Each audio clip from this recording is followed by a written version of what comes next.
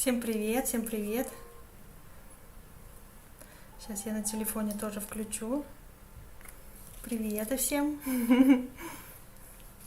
Сегодня у нас подсказки. Всем добрый вечер. Сейчас я карты разложу, все из своих мешочков вытащу.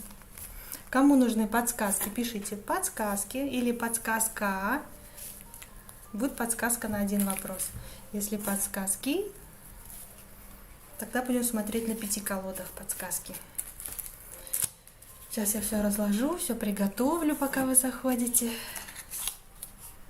По 10 посланий из будущего будет вот общий раскладик. Тоже сможете послание какое-нибудь выбрать себе, в записи посмотреть. Так, свечку сейчас зажгу. У меня вот такие свечки, в общем, будут. Те закончились, я их заказала, но они еще не пришли. Вот такие голубенькие будут, прикольные. Сейчас я поставлю. Ну, нет у меня других, нету. Вот. Будем такие сегодня зажигать. Я боюсь обжечься. Они текут, конечно.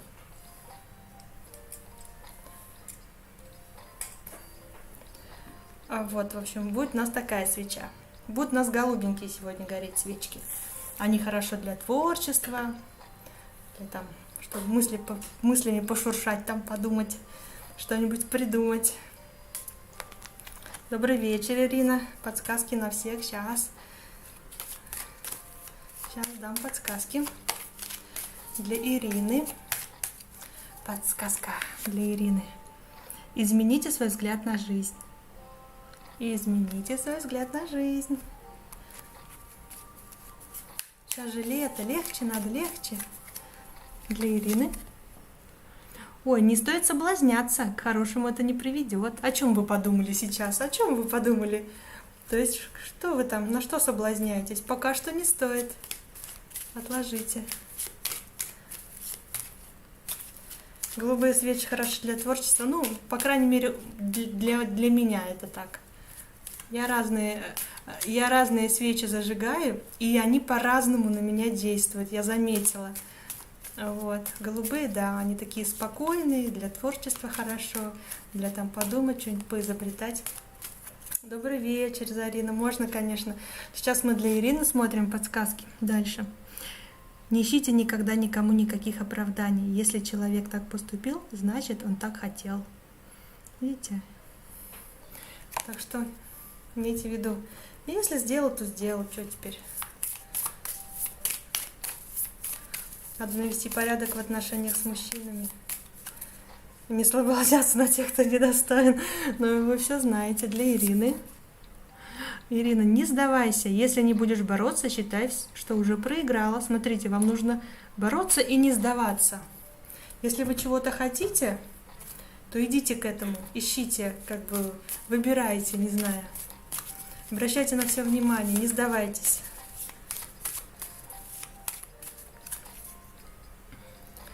Так, послание из будущего для Ирины.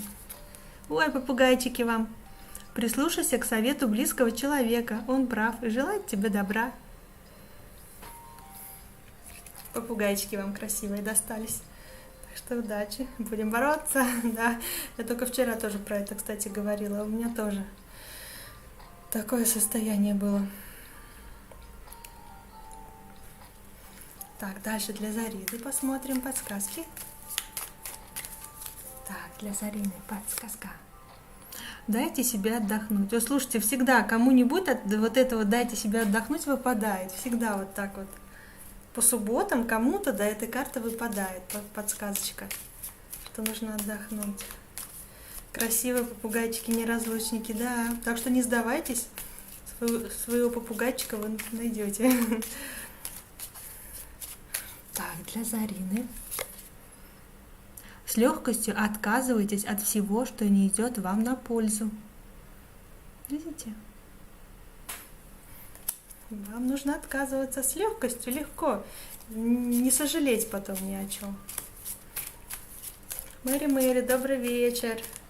Можно подсказки? Сейчас Зарине подсказку даем. Для Зарины подсказка. Не пытайтесь понравиться всем. Не пытайтесь понравиться всем. Не стоит этого делать.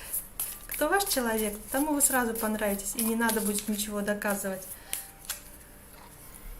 Так, для Зарины. Скоро произойдет что-то хорошее, только не дай своим тараканам в голове все испортить. Что-то хорошее произойдет. Поскорее бы, да? Спасибо огромное за подсказки. Отдыхать и буду бороться. Всех благ на этой неделе. Вам тоже, Ирина, всех благ на этой неделе. Пусть все получится. Идите вперед. Так, для Зарины. Для Зарины послание из будущего. Послание из будущего для Зарины. Ого, смотрите, не обесценивай свои достижения. Хвали себя даже за самый маленький успех. Чаще хвалите себя. Хвалите. Слова одобрения, что вы молодец, что все получится.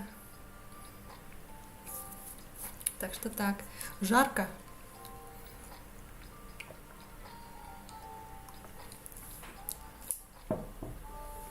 Добрый вечер, подсказки на всех, пожалуйста. Аннет, добрый вечер. Сейчас мы для Мэри подсказки дадим, потом для вас, Аннет. Что-то жарко, да? Мне что-то жарко стало. Как всегда. Зарина, благодарю вас, тоже благодарю. Спасибо, что пришли на эфирчик. Удачи вам, пусть все получится. Пусть поскорее в вашу жизнь придут хорошие новости, известия и вообще сюрпризики приятные. Так, мы сейчас смотрим для Мэри. Подсказка. Ой, слушайте, две у меня сразу вышло. Ну, смотрим две. Сначала первую. Будьте осторожны и внимательны во всех делах. Мэри, это вам. И вторая. Доставьте себе удовольствие. Доставьте себе удовольствие. Что вам нравится? Такого не было. В этой колоде обычно не склеиваются две карты. Это вот оракул дрянной девчонки, это вот этот тот оракул. Иногда так шалит. Там несколько подсказок бывает. А это еще ни разу. Так, для Мэри посмотрим. Делайте все с улыбкой и получайте удовольствие от всех дел. Так что давайте, начинайте уже получать удовольствие. И улыбайтесь почаще. Вот. Для Мэри. Смотрим. Не прогибайтесь под обстоятельства. Все можно изменить. Так что будьте сильной. Это временно. Для Мэри подсказка. Не ной.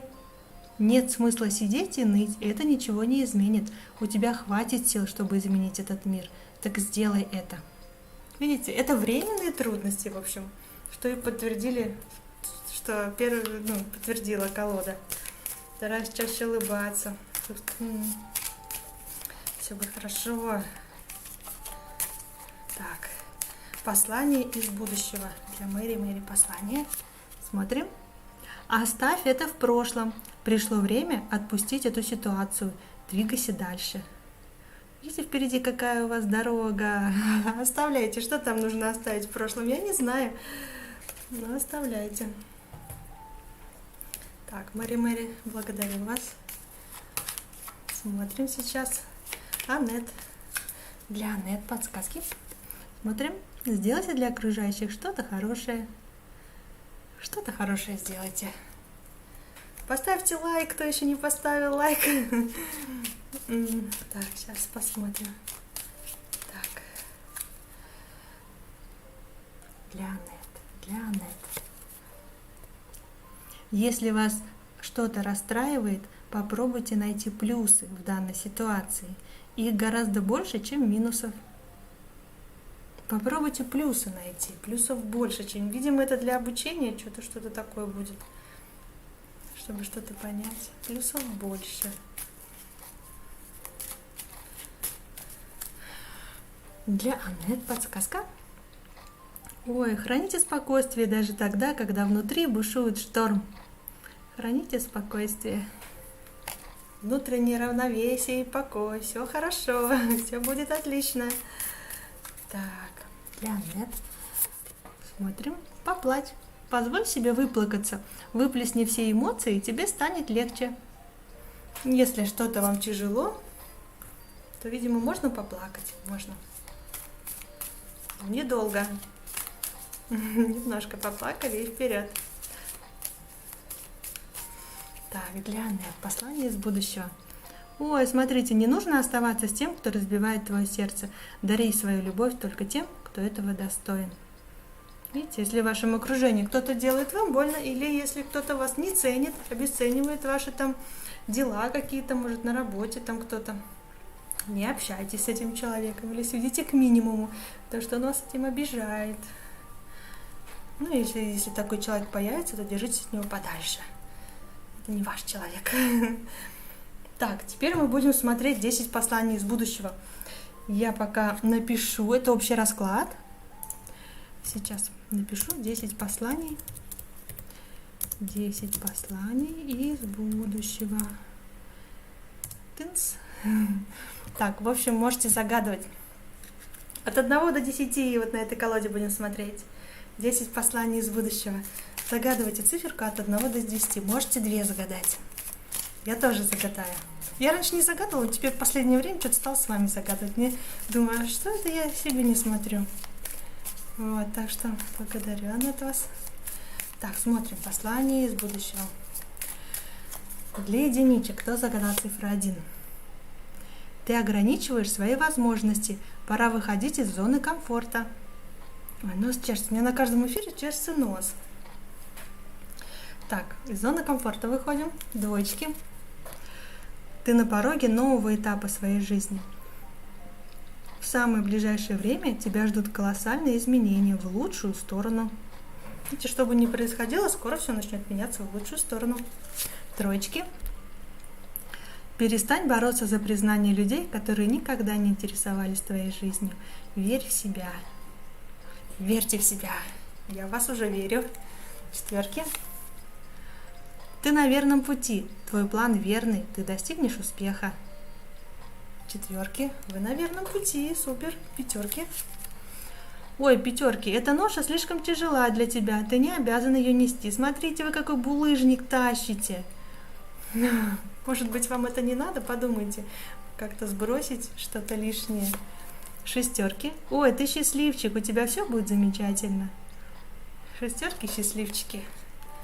В чем-то вам повезет. Ну и, естественно, то, что вы трудитесь, вы получите, как это говорят, заслуженное вознаграждение за свои труды. Семерки. Ой, стоп, перестань это делать, ты знаешь, о чем я говорю. Так, может быть, вы сейчас сидите и торт на ночь едите, да, семерки? Хватит. Восьмерки. Прислушайся к своим чувствам. Сделай так, как чувствуешь. Не сопротивляйся внутренней интуиции. Да, что-то надо сделать так, как вы чувствуете. Как чувствуете, что первое пришло в голову, значит, это и нужно делать. Девятки. Девятки. Мысли масштабно. Не бойся мечтать о великом. Возьми блокнот и запиши 100 своих самых смелых желаний. Главное, не ограничивай себя, даже если сейчас тебе кажется, что это невозможно. Значит, скоро это станет возможно. Десятки. Десятки, не сдавайся, доведи начатое до конца. Десятки, не сдавайтесь. Ну-ка, давайте там доводите до конца уже, раз уж начали-то. Доводите до конца. Так, сейчас тоже будет общий раскладик, потому что по подсказкам никого нет пока, да? Давайте будем смотреть, так, что делать и что не делать, чтобы неделя была хорошая. Что делать и что не делать. Сейчас напишу. Ай, промазала. Так, что тут? Чтобы неделя была хорошая. Без ошибок написала. Я не вижу, там мелко так.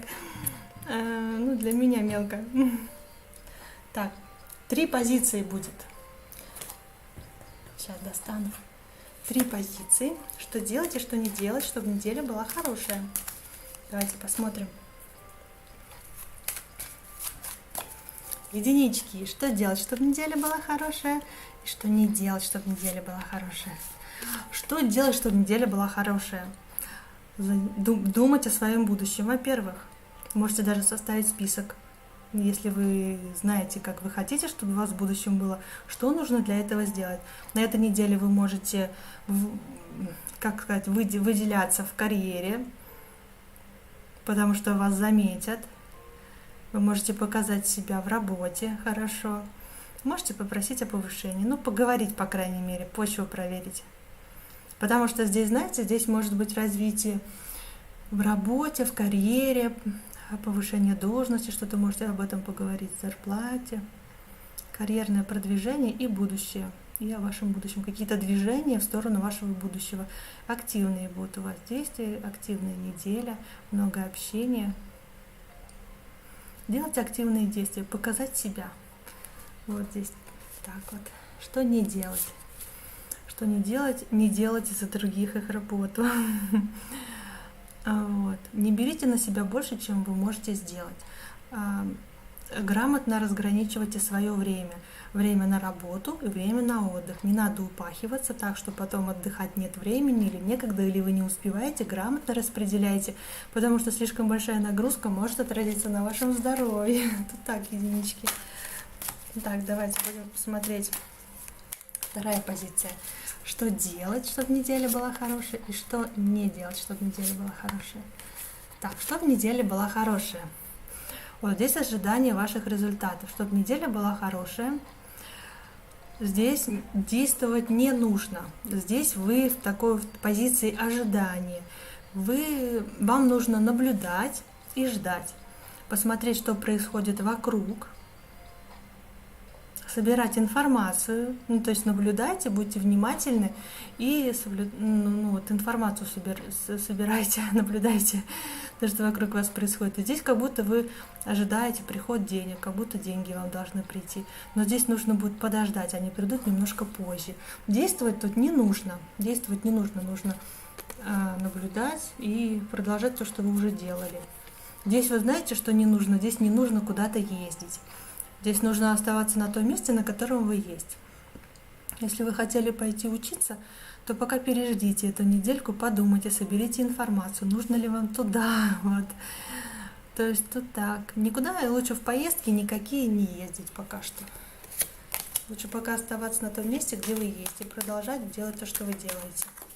Не активничайте, не говорите, что я поеду. Понаблюдайте. Не стоит слишком активничать. Так, троечки, что делать, чтобы неделя была хорошая, что не делать, чтобы неделя была хорошая. Что делать, чтобы неделя была хорошая? Нужно двигаться к своей цели. Если у вас есть какая-то цель, то двигайтесь к ней. Если у вас нет цели, то сейчас самое время поставить себе цель, которую вы хотите достичь, и двигаться. И просто тут быстрое движение, какая-то поездка у вас, возможно, на этой неделе, которая приблизит вас к вашей цели. Важная поездка. Может быть, она неожиданная, быстрая. Может быть, запланированная. Но здесь поездка, куда-то вы поедете. И обязательно цель себе поставьте. Если вы еще не поставили, определитесь с целью, потому что здесь очень большие шансы, что вы уже начнете в эту сторону двигаться, чтобы ее реализовать. Здесь активные действия. Если по работе или там по отношениям, здесь активные действия. Вам разрешается, как бы все нормально. Двигайтесь вперед, то, что вы хотите, вы получите. Тут активные действия. Что вам не нужно делать?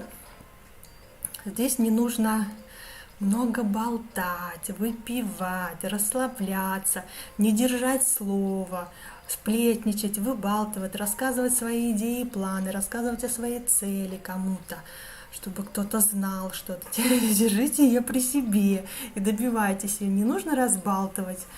Вот, не нужно быть мягким, податливым, там, вот это не нужно. Вот как бы у вас так вот идет. Так что у вас как-то общение тут не очень, не болтайте много. Вижу, да, я тут сейчас посмотрим. Да, Натик пришел, да? Я забыла ссылку. Сейчас.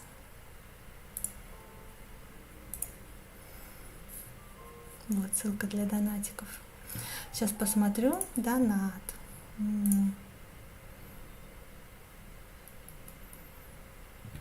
2 доната.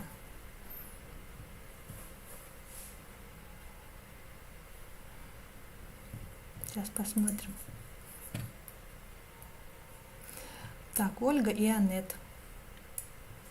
Так, сейчас.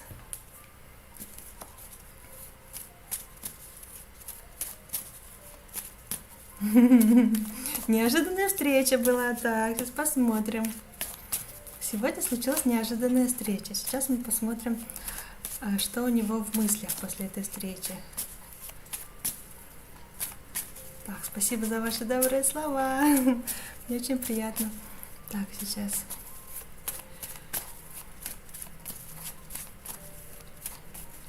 Что у него в мыслях? Что же у него в мыслях?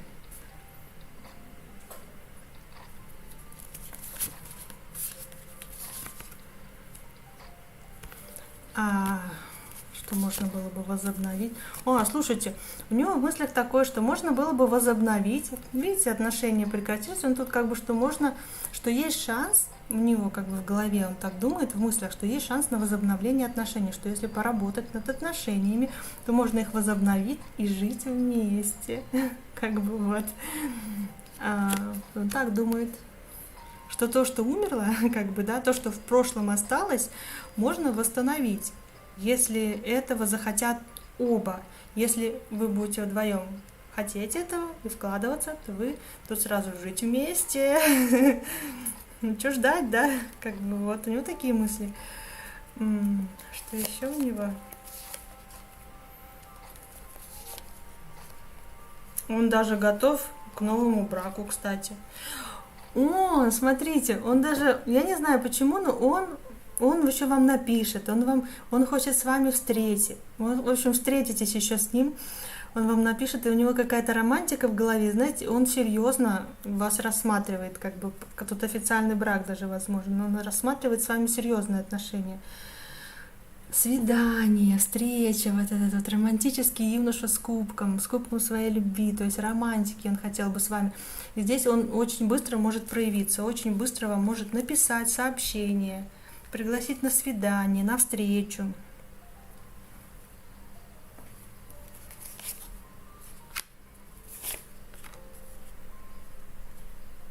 Может быть, там, где вы раньше зависали, туда он вас может пригласить. Вот. Куда-то поехать,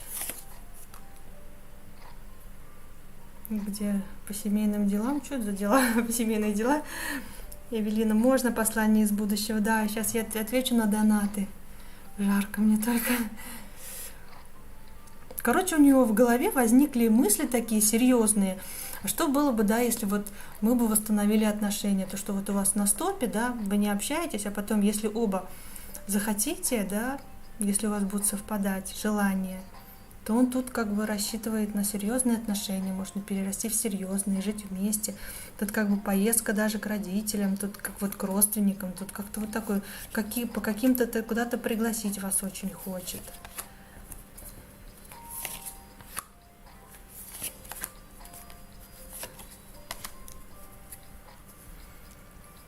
Здесь как будто он понимает, что вам надо. У вас, кстати, понимание есть, он вас понимает, что вам надо. Это хорошо. Так, что может быть между вами дальше? Но здесь какие-то сомнения и ожидания между вами дальше, пока какой-то период, когда, знаете, и хочется, и сомневаешься, боишься, не знаешь просто еще, а что будет, а как будет. То есть сомневаешься и ждут, и вы оба ждете, как бы, чтобы один другому как-то навеял, или вы чтобы почувствовали, вот что дальше.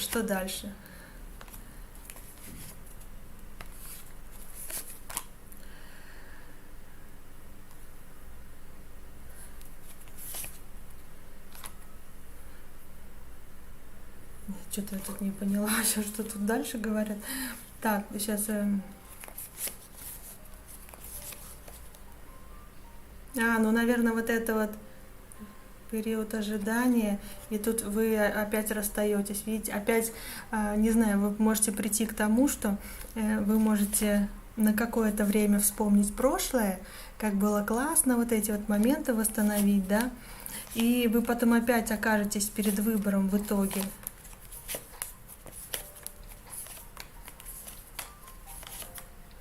Вы будете защищать свою позицию, он свою позицию, да, и он как бы выйдет победителем, и вы скажете: нет, я не согласна.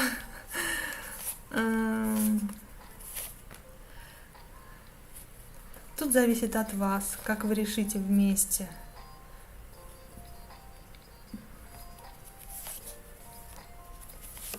Да, и то, как мужчина решит.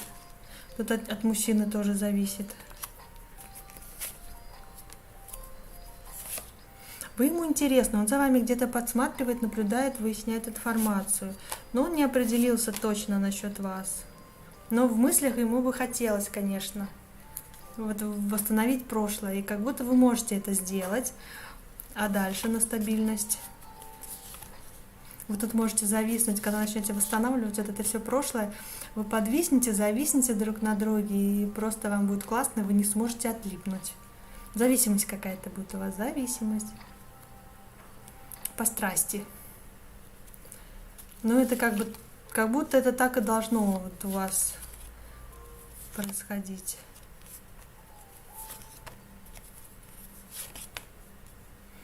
Блин, тут не показывает до конца, не показывает, еще закрытая информация. Тут как будто вы должны пройти какой-то путь сначала. Вы сначала решаете, чего вы хотите. Будете уходить в тишину, каждый боится, не знает. На свидание сходите, он вас пригласит с наилучшими, там, не знаю, с романтическими желаниями. Но здесь как будто вы не сможете, друг другу до конца открыться, до конца принять решение, выбор принять. Вам будет тяжело сделать, вот вы будете огораживаться друг от друга, потому что у вас опыт отношений есть, и вы уже боитесь, что что-то пойдет не так. Хотя оба хотите, конечно же, чтобы было партнерство, что как бы вместе, чтобы понимали друг друга и строили отношения. Но вы будете закрываться, видите, вы до конца не будете доверять. У вас как будто вы не знаете, как сделать выбор, потому что не так, вам не нравится. Ну тут вот так вот будет. На какое-то время тут можно восстановить отношения. Дальше не знаю, как пойдет, как вы решитесь.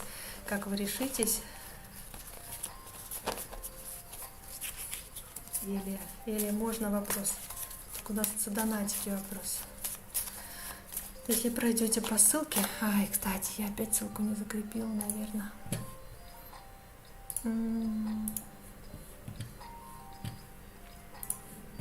Там 200 рублей донат. В мыслях у него классно, мне понравилось. А что может быть между вами? Ну, это вот зависит все-таки больше от мужчины. Видите, больше от мужчины. Он бывает в разных энергиях, он еще сам не определился. Но однозначно определился, что он хочет с вами встречи еще. И притом романтической встречи, такой приятной. Вы для него такая женщина, тоже поменялись в энергиях. Ну, встретитесь с ним, он вас на свидание должен пригласить, что-то вам напишет.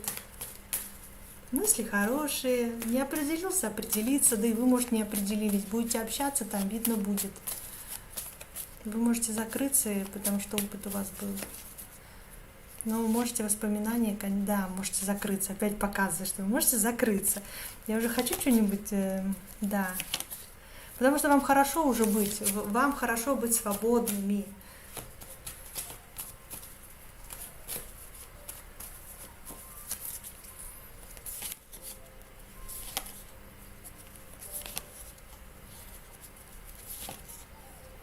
Ну да, вы можете восстановить просто прошлое. Может быть, не то, о чем вы мечтали, но вот то, что как было раньше, вы можете восстановить.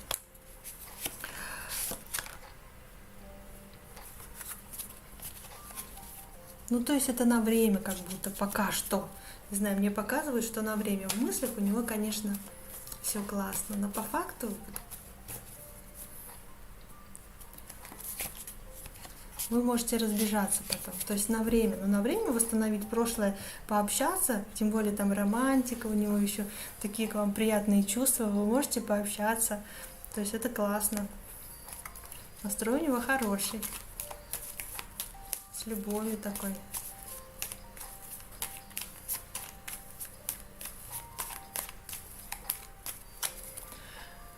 Так, Подсказка вам на ваш вопрос. Не старайтесь угодить всем.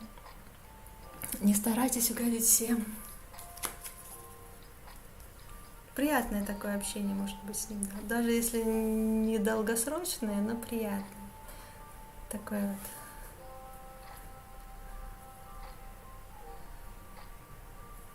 Да.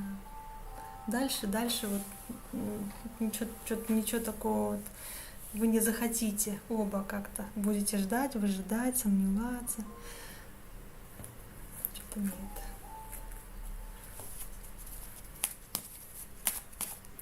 Давайте дальше посмотрим.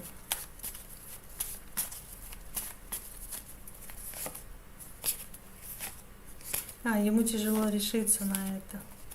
Он думает, что бы он ни сделал, все вернется, как и было. Была причина, почему вы расстались, все к этому и придет.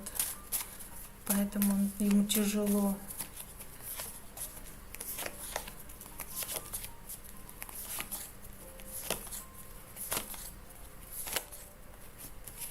Вспомни старое. Просто, может, как друзьями. Не, как друзьями тоже нет. Ну ладно. Ну, в общем, сходите на свидание, если он позовет. Так, давайте дальше посмотрим. Ну да, то все зависит от мужчины. Он сам даже выскочил и уже начинает ругаться. Мол, типа, вот тут он решает, но он закрывается. Видите, вы как будто закрываетесь друг от друга. Если вы это преодолеете, то вы можете дальше жить. Но это тяжело. Притом вам обоим. Будете бороться с друг другом и не понимать, почему все так, почему все рушится, да? Я же хочу так, как я хочу, чтобы все быстро и вместе, но нет, все как раньше, и будете эмоционировать и бороться друг с другом. Ну, как-то вот так вот.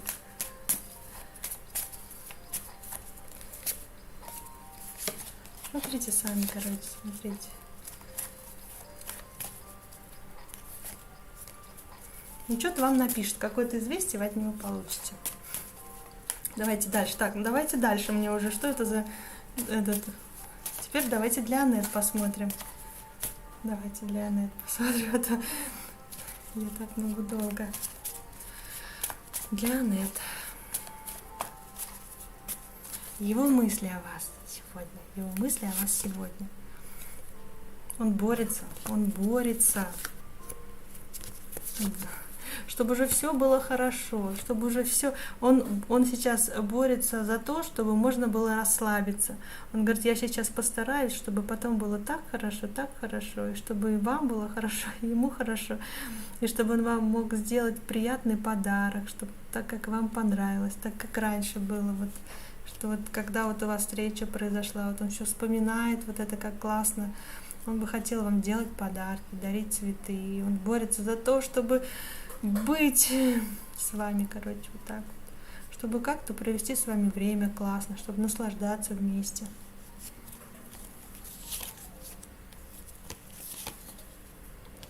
У него такое состояние, как будто мечты рушатся. Мечты рушатся. Почему? Потому что тяжело ему. Тяжесть как будто на него навалилась. Тяжесть навалилась, потому что он, видите, далеко от дома.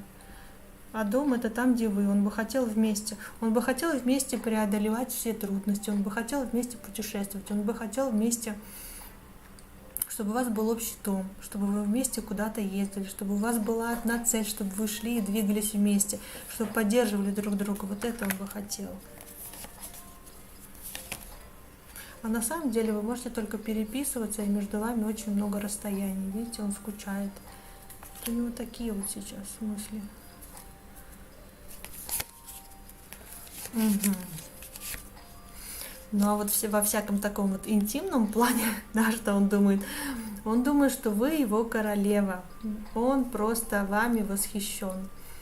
Он хочет, чтобы вы были матерью его детей, чтобы вы были хозяйкой в его доме. И он вас ставит выше себя. Видите, он как бы ниже, вы выше, вы более, вы царица, а он-то всего лишь там какой-то король там, да. Вы главная женщина в его жизни. Вы для него очень привлекательны, очень соблазнительны. Он вас видит как женщину, которой он готов прислушиваться. Слова ваши для него очень важны.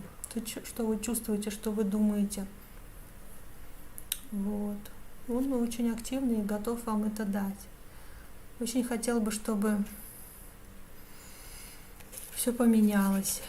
Тяжело, я даже вздыхаю, как он. Он борется за то, чтобы все было хорошо. И он недоволен, что это все продолжается долго. То есть временами он может взять контроль над ситуацией, да, вот временами может взять, а временами нифига у него не получается. То есть он недоволен действием, но хотел бы больше, но он продолжает бороться. Он хотел бы, чтобы все поменялось в лучшую сторону.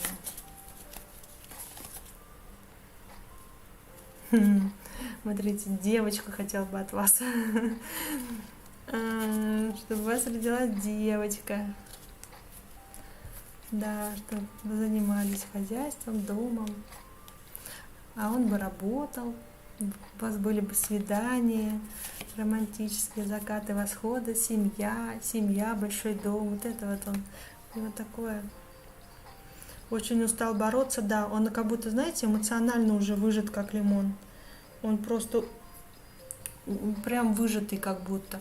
Он уже вздыхает, ему так тяжело. И он все равно он продолжает бороться, чтобы все было классно. Он хочет, чтобы все получалось. Но он уже... Бывает такое, когда ты уже не можешь, но физически уже даже устаешь. Хочется просто упасть лицом вниз и вырубиться. Не знаю, где-то сил надо ему набраться. Каких эмоций проявления он сейчас хотел бы? Ну, каких эмоций проявлений он сейчас от вас хотел бы? Активных, интимных, вот таких он бы хотел. Активных и интимных. Не знаю, эротический танец можете ему станцевать. Закрытый, не открытый. Можете просто плечо оголить или что-то такое. Ну, чтобы вы были закрыты. Просто соблазнительно одеваетесь. Что-то такое, знаете, что-то такое ему, такое этакое.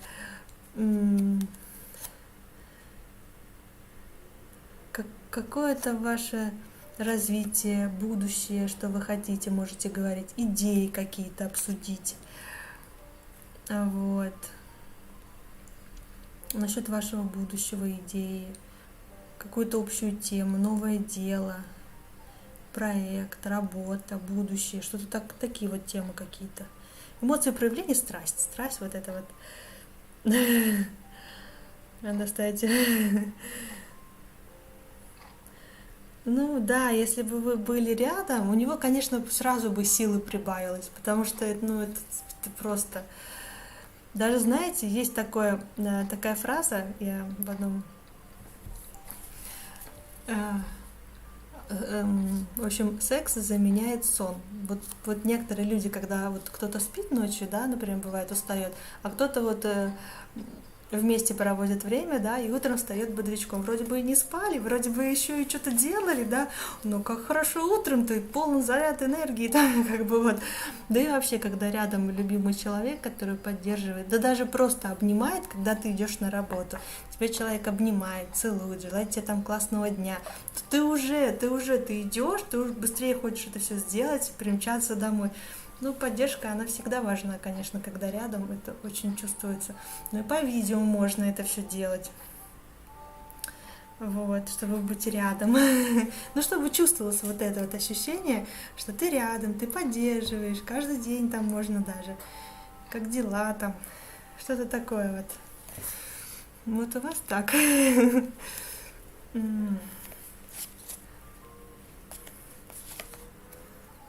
Да, он очень много думает, он какую-то идею, скоро ему какая-то идея придет, или какое-то предложение, может быть, связано с финансами, какое-то предложение. Он очень много думает, может, идея придет, а может, кто-то что-то предложит. Может быть, он уйдет в партнерство, а может быть, к вам приедет, да. Мысли о будущем просто море, о семье, о будущем. У него уже планы просто грандиозные. Он уже начал, кстати, их реализовывать. В конце мая. В конце мая может не получиться приехать. Мысли об этом есть, да, но как будто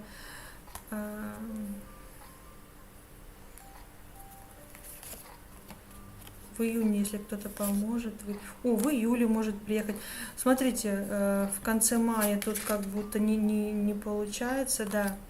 Май, июнь, в июне, если только кто-то поможет, видимо, если он попросит, ему разрешат или кто-то подменит.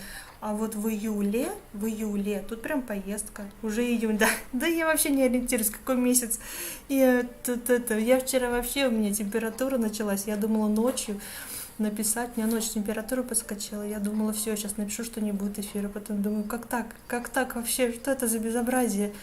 Выпила таблетку, все, к утру я огурец, ну, просто как бы, ну, мне все равно слабость, но я думаю, ну, к вечеру нормально.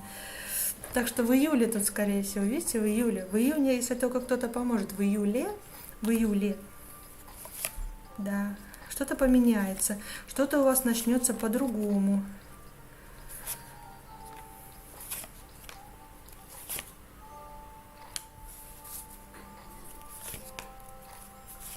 Не знаю, что начнется.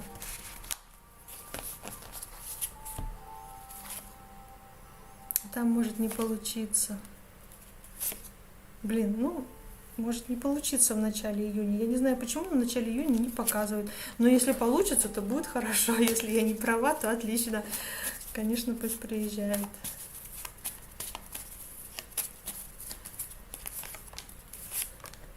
Нет, почему-то в июле показывают. Не знаю, может в июне. Кто его знает? Надо надеяться на лучшее, короче. Ну, в любом случае, встреча состоится, и как-то вы весело так погуляете, встретитесь, вам понравится. Да, тут еще 50 на 50 опять показывает мне. Если кто-то поможет ему в июне, там, или заменит, или там, не знаю, как-то договориться, не только от него зависит, как будто. А в июле так скажут, да пошли вы все нафиг, поехал я к ней, да, все деньги заработал, все, я пошел. Ну, не знаю, как-то вот. Давайте подсказку сейчас посмотрим на ваш вопрос. Прямо подсказка. Дайте себе отдохнуть. Вот отдохните, покайфуйте. Купите себе красивую одежду. Что-нибудь такое вот. Сейчас обновлю. Все, так, я обновила. Донатов больше нет. У нас вопросики за донаты. Если что, донаты 200 рублей, там вопрос. Пока что так, пока что. Вдруг станет 2000 рублей. Ух! Все такие, ну пока. Да? Так, ну мы посмотрели общий расклад-то вообще-то уже, и подсказки посмотрели. Кому нужны подсказки, пишите подсказка. Если напишите подсказка, то будет подсказка вот на этой колоде. Если подсказки, то будет и на той колоде, на первой, и вот на этой, на второй. Она маленькая, она меньше, чем эта. Спасибо, Анна, и вам спасибо. Видите, две колоды, одна меньше, другая больше. Так что, потом, если подсказки, то еще вот на этой колоде подсказки Вселенной. Девочка с шариком, как мне подписчики написали. Оракул древней девчонки это. Она иногда шалит, бывает по 2 карты. И вот послание из будущего. Так что имейте в виду, приходите на эфир, это всегда, это подсказки, ну, по крайней мере, пока. Блин, как мне жарко! Когда веду эфир, всегда жарко, мне прям еще волосы длинные же.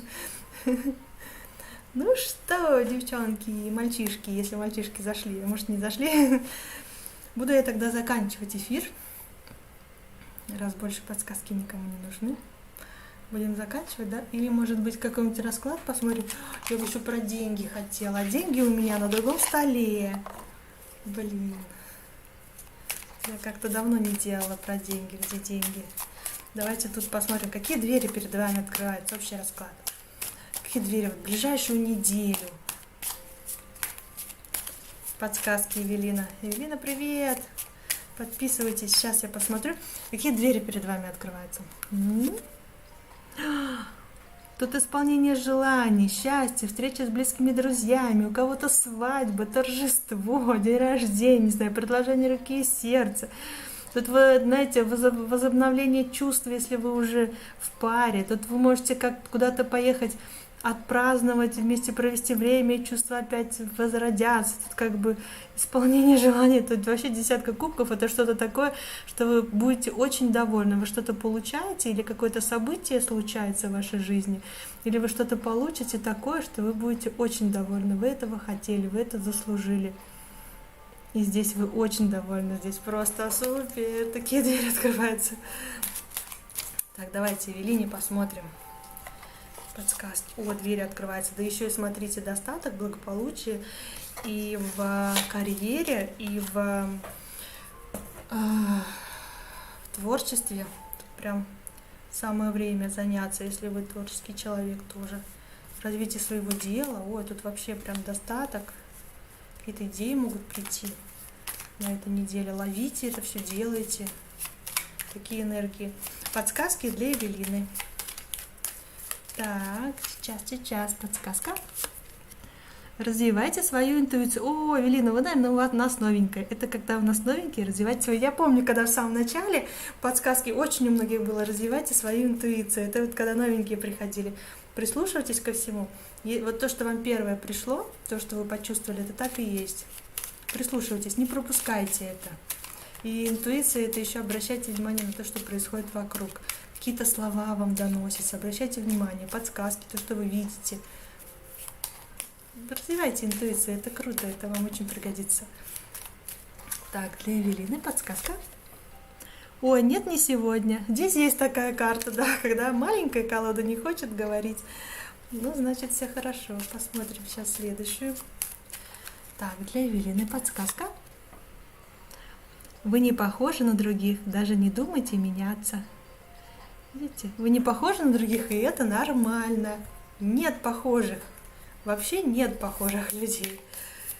Это нормально. И это здорово. Так, для Эвелины подсказка. Доверяй. Тебя любят, не разрушай отношения сомнениями и недоверием. Видите, не сомневайтесь, доверяйте, вас любят. Ваша семья вас любит, ваши близкие люди. Есть те, кто вас любит.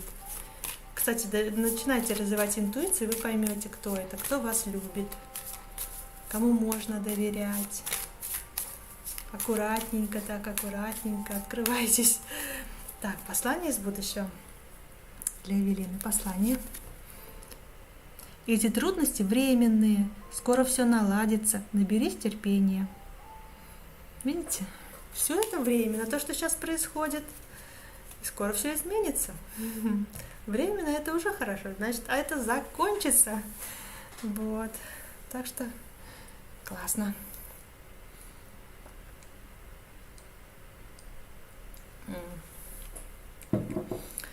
Ой, смотрите, свечка догорает. У нас сегодня голубая свеча. Она была такая длинная. Это для творчества хорошо, для мысли, для развития. Я, кстати, кое-что хочу сделать. Как раз у меня, наверное, поэтому тянет на голубые свечи. Если получится, ну, когда не получится, просто надо сделать. Я оплатила данную. Ой, сейчас посмотрю. Хорошо, что написали. Потому что иногда мне не высвечивается картинка, ну, про донаты. Да, вижу ваш донат. Какие? Так, сейчас посмотрим. Ага, какие события в личной жизни. Так, а срок какой смотрим? Месяц, 2, год? Или вообще... Так. Слушайте, но не быстро. Смотрите, если вы хотите быстро, то нет. Вы не встретите девушку быстро. Да, вам нужно, чтобы кто-то помог. Если кто-то вам поможет, как будто вас могут познакомить. Так, сейчас посмотрим. Смотрите. Или какая-то будет вечеринка, или день рождения у мужчины. То есть мужчина может, у вас, не у вас, у вашего друга, да, у вашего родственника, у кого-то, скорее всего, друга, будет какая-то вечеринка, вы можете там познакомиться, и он вас может познакомить. А,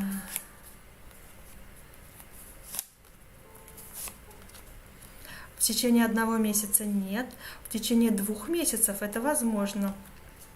А в течение 3 месяцев вы уже можете, кстати, начать отношения. Потихоньку, переписка у вас может быть.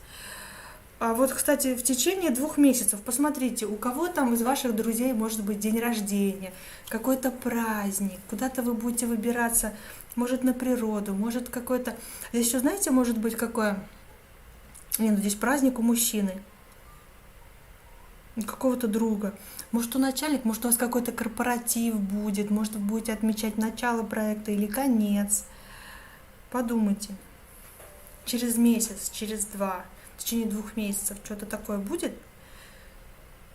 Или же как будто там вас познакомят. Но не быстро, говорит. Вы там познакомитесь, и через 3 вы уже будете переписываться, начиная от сейчас. Или даже не переписываться, может, новость какую-то узнаете.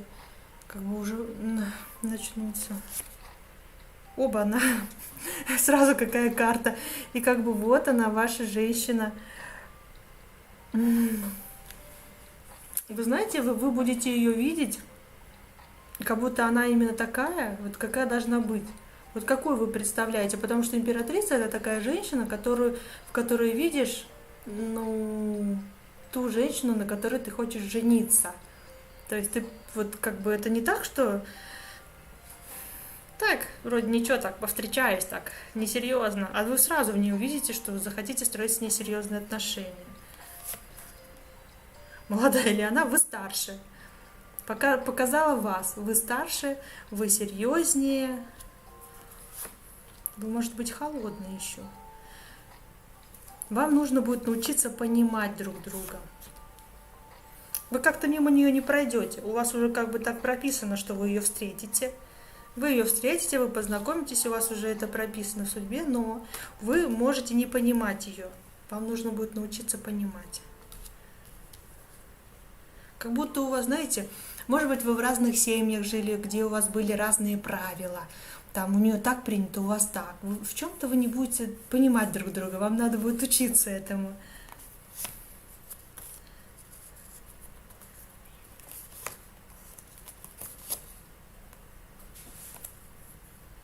Да, как будто ваши ожидания заканчиваются. Вот вы ждали свою женщину, ваше ожидание заканчивается, и вот вы потом начнете с этим человеком строить свое будущее и будете жить вместе. Это общий дом вместе. Да, это надолго. Стабильные, серьезные отношения. Если хотите ребеночка, то ребеночек будет. Да. Очень даже возможно. Дети с ней вместе.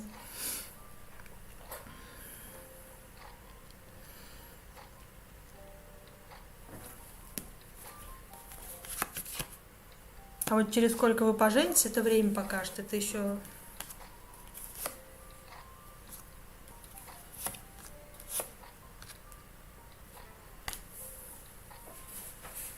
Так что вы можете встретить такого человека очень даже быстро.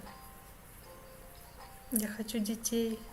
Будут дети, с ней прям дети, тут прям выпало, что здесь очень большой шанс. Вот у вас тут и тут ребенок выпадает, и тут малыш по солнцу. Да, такой и выпадает, что этот шанс, он точно будет. И то, что вы не пройдете мимо друг друга, это как бы по судьбе. Ну, вы встретитесь на какой-то вечеринке.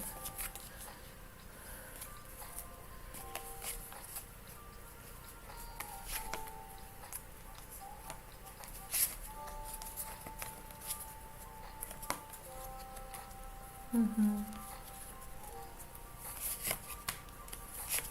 Опять выходит, как вы ее узнаете, но вот как и там выходило, что как будто вы ее увидите и сразу подумаете, что это я такое мечтал. Опять вот вы спросила, как вы ее узнаете, а как будто вы о ней мечтали и думали уже. Может быть, даже где-то в интернете могли видеть как бы представление, образ, как вот вы хотите. Вот здесь так.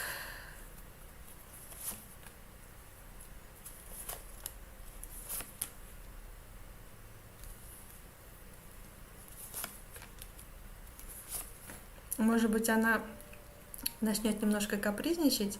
Ну, девушки должны быть такими недоступными немножко, да.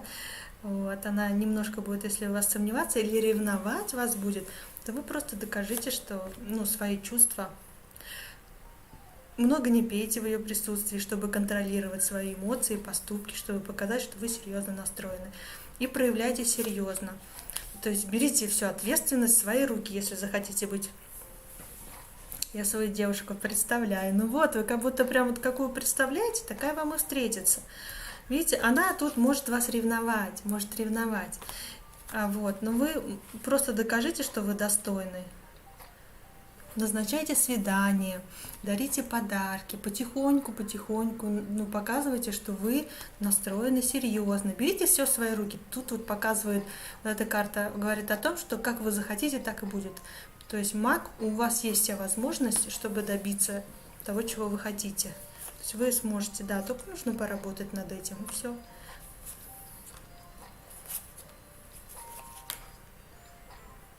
Не оставляйте ее одну и будьте рядышком. Покажите, что вы стабильный человек. Ой, извините, стол покачала. Да, и все. Здесь так.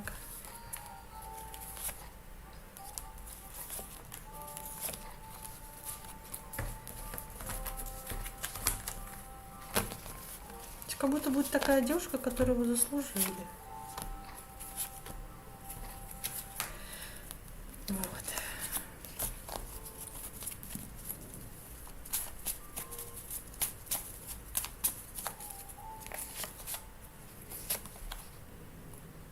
Подсказка вам такая, смотрите. Когда вы общаетесь с девушками, да, ну с девушкой, вы говорите ей комплименты и общаетесь с ней как с другом, то есть доверяете сразу, там, ну не сразу доверяете, я имею в виду, общайтесь по-дружески, но с флиртом, по-дружески, но с флиртом. Не намекайте ни на какой интим, ничего такого, просто по-дружески, открыто, душевно и флиртуйте. Комплименты говорите. Вот такое вот душевное, такое что-то душевное, теплое. Это когда вместе можно что-то замутить, пошалить, там, не знаю, подшутить над кем-то. Ну, как друзья там делают, например, давай там ты это, то. И как бы и пофлиртовать заодно. Как-то вот так вот. Так, сейчас посмотрим еще подсказку на ваш вопрос. Вот интересно, конечно, такое вот. Такая энергия молодая. Так, сейчас подсказку на ваш вопрос. Посмотрим, что скажет. Если вы не можете повлиять на ситуацию, отпустите ее. Отпустите ее. Все придет в свое время. Просто не думайте, отпустите. Представляйте, что вы хотите, и как бы, ну вот, и ждите, что это случится. Просто замечайте, что происходит и как. Вот, так что удачи вам. Руслан, удачи. Пусть поскорее все случится, как вы хотите.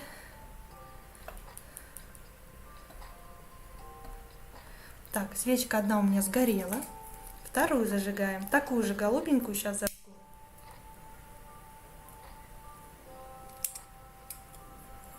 Голубая не только на творчество, она еще... Спасибо, Алена, вы супер. Пожалуйста, я только рада. Я хочу, чтобы все были счастливы просто. Смотрите, вот вторую зажгла. Все должны быть счастливы. Каждый заслуживает быть счастливым, любимым. Вот. Так что так. Сейчас посмотрю донатики еще раз. Может, кто-то еще прислал? Нет, донатов нет. Кому нужны подсказки? Вы можете написать подсказки, и я дам подсказки на 5 колодах. Или, если хотите послание из будущего, напишите послание. Если просто одну подсказку, да, напишите подсказка. В общем, если подсказка, то это будет подсказка на одной колоде, вот на этой. Если хотите послание из будущего, то будет на этой колоде. Но у нас общий расклад был уже чуть раньше, если отмотаете. Там 10 посланий из будущего. Можно там загадать, можно лично кто в эфире попросить. Если подсказка на всех колодах, то будет еще вот эта колода присутствовать. Вот эта колода будет присутствовать. И девочка с шариком сейчас, оракул дрянной девчонки, которые вот эта вот колода будет присутствовать. Так что смотрите, кто хочет, подсказки себе еще. Фух, я никак не все время забываю, что когда я веду эфир, мне жарко. Вот. Так что давайте, кто хочет подсказки, пишите. Ага. Так, я хотела про деньги. На следующий эфир возьму карту про деньги. Я свои карты хочу про деньги сделать. Я хочу, чтобы у всех были деньги, чтобы все могли заработать, чтобы у всех была возможность заработать, подсказать, как это сделать.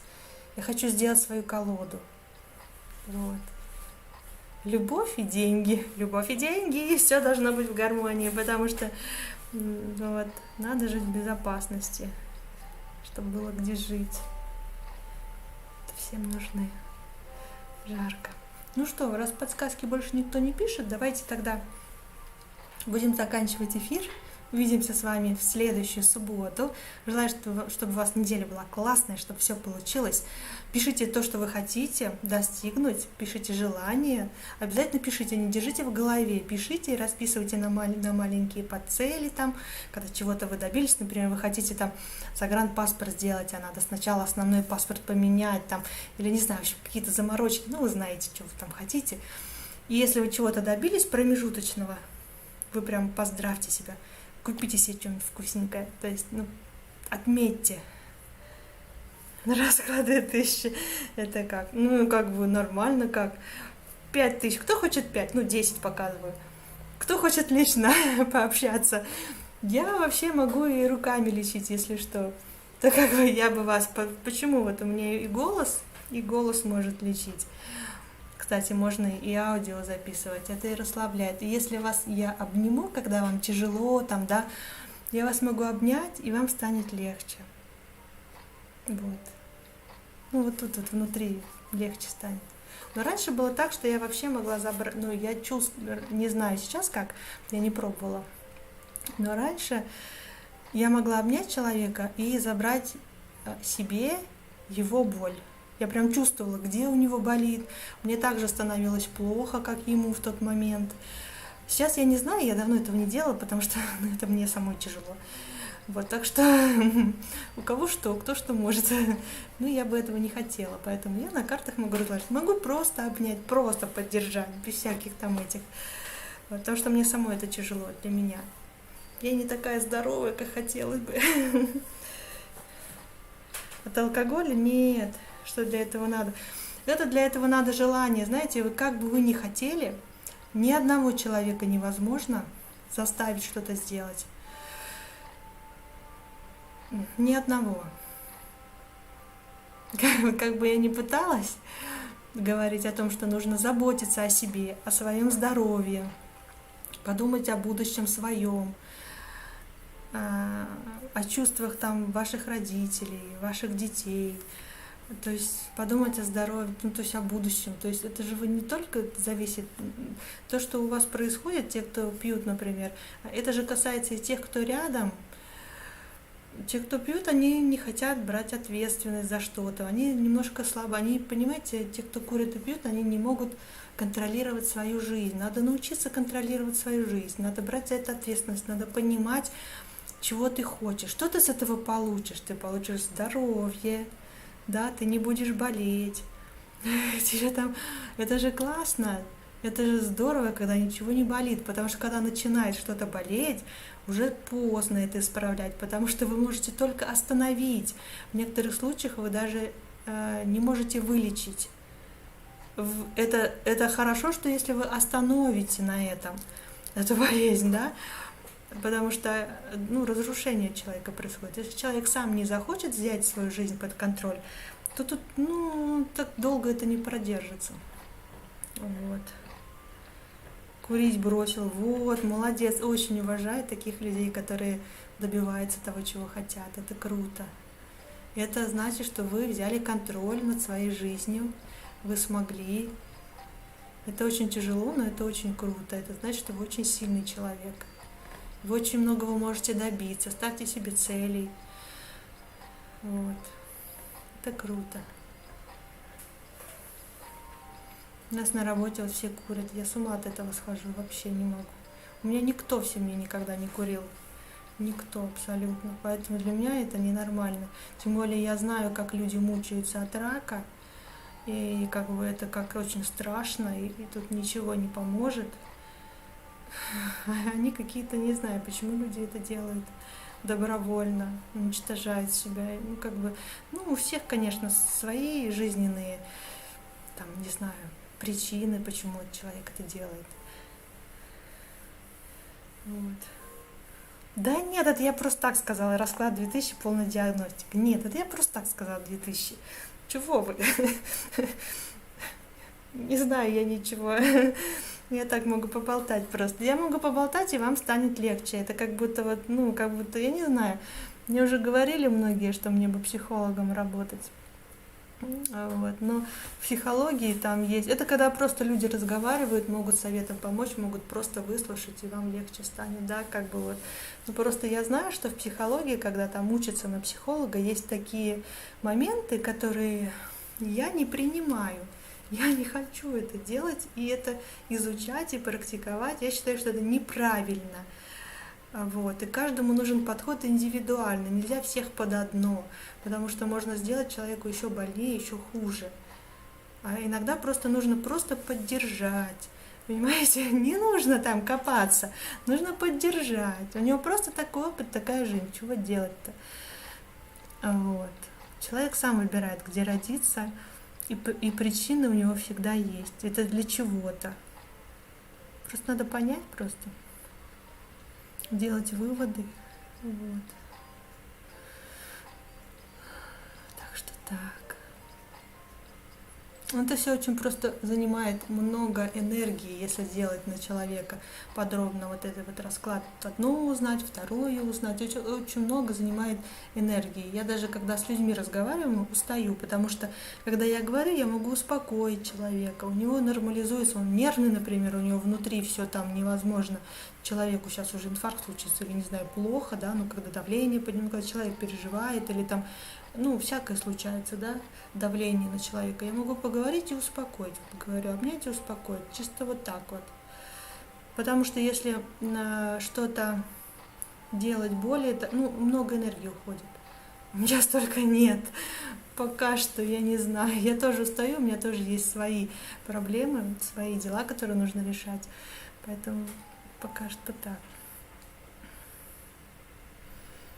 Да, Ольге отвечала. Да, там есть. Ольга самая первая меня задонатила. Да, посмотрите, там пораньше отмотайте. Если у вас там будет какой-то вопросик, можете дозадать. Ну, вдруг появится. Вот. Хорошо, что вы зашли. Я уже эфир 2 раза хотела заканчивать, потому что никто не просил подсказок. И я такая думаю, ну, будем заканчивать. Хорошо, что вы зашли, Оля. Посмотрите, там есть ответ. Самый первый донатик. У вас был самый первый донат. Да. Просто, знаете, если человек хочет избавиться от какой-то зависимости, даже если вы будете помогать человеку и его лечить, это на какое-то время. То есть этот человек будет забирать у вас энергию, чтобы восстанавливаться, вы будете отдавать, вы будете становиться слабее, а он на какое-то время будет восстанавливаться, но потом опять будет браться за свое. Да, зачем вам это надо? Это как вот говорят же про этих вампиров, которые высасывают энергию. Вот они восстанавливаются, человек там умирает, подыхает, ему плохо. То есть как бы если человек сам не возьмется за это, то как бы бессмысленно.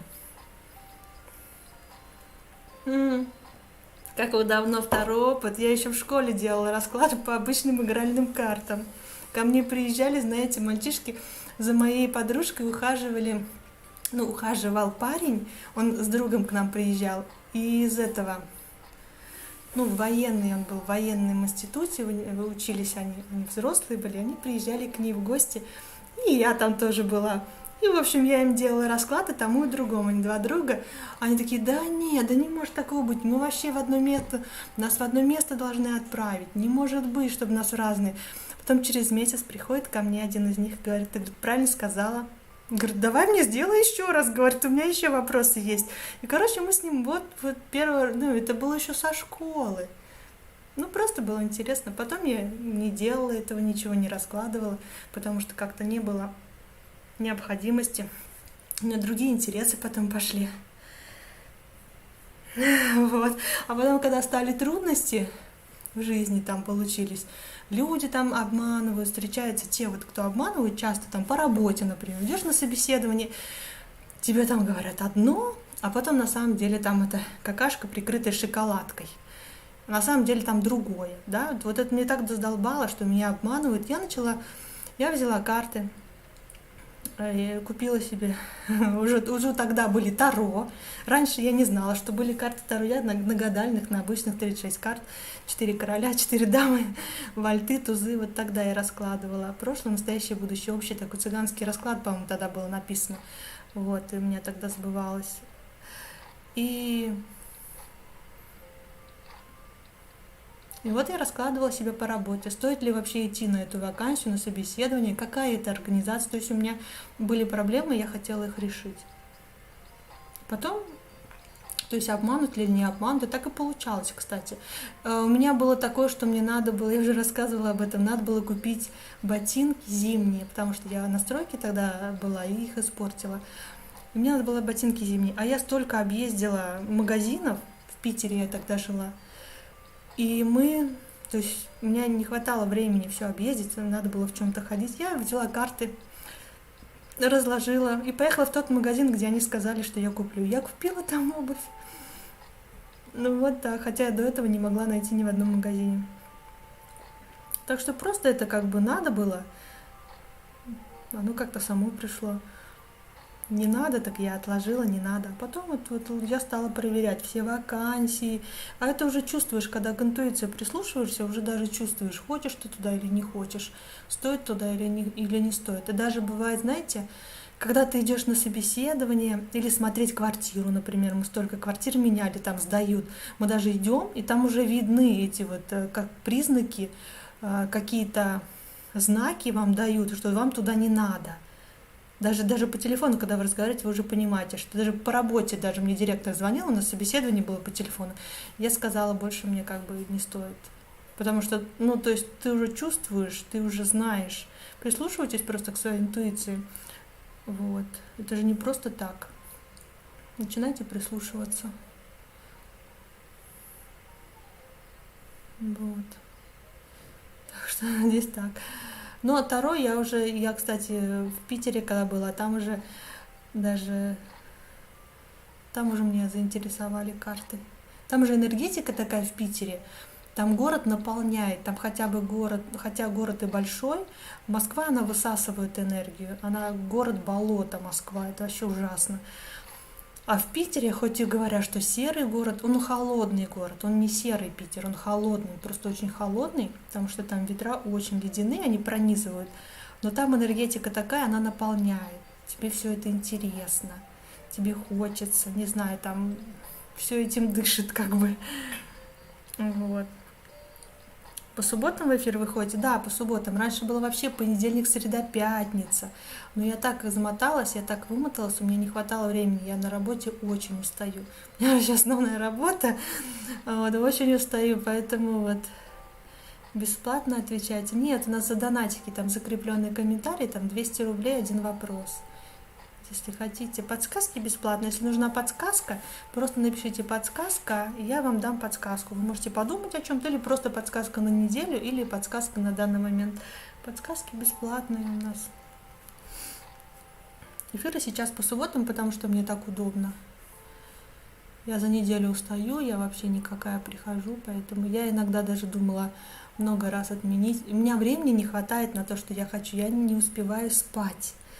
Я спала по 3-4 часа одно время. У меня это просто очень, просто не знаю, это очень тяжело.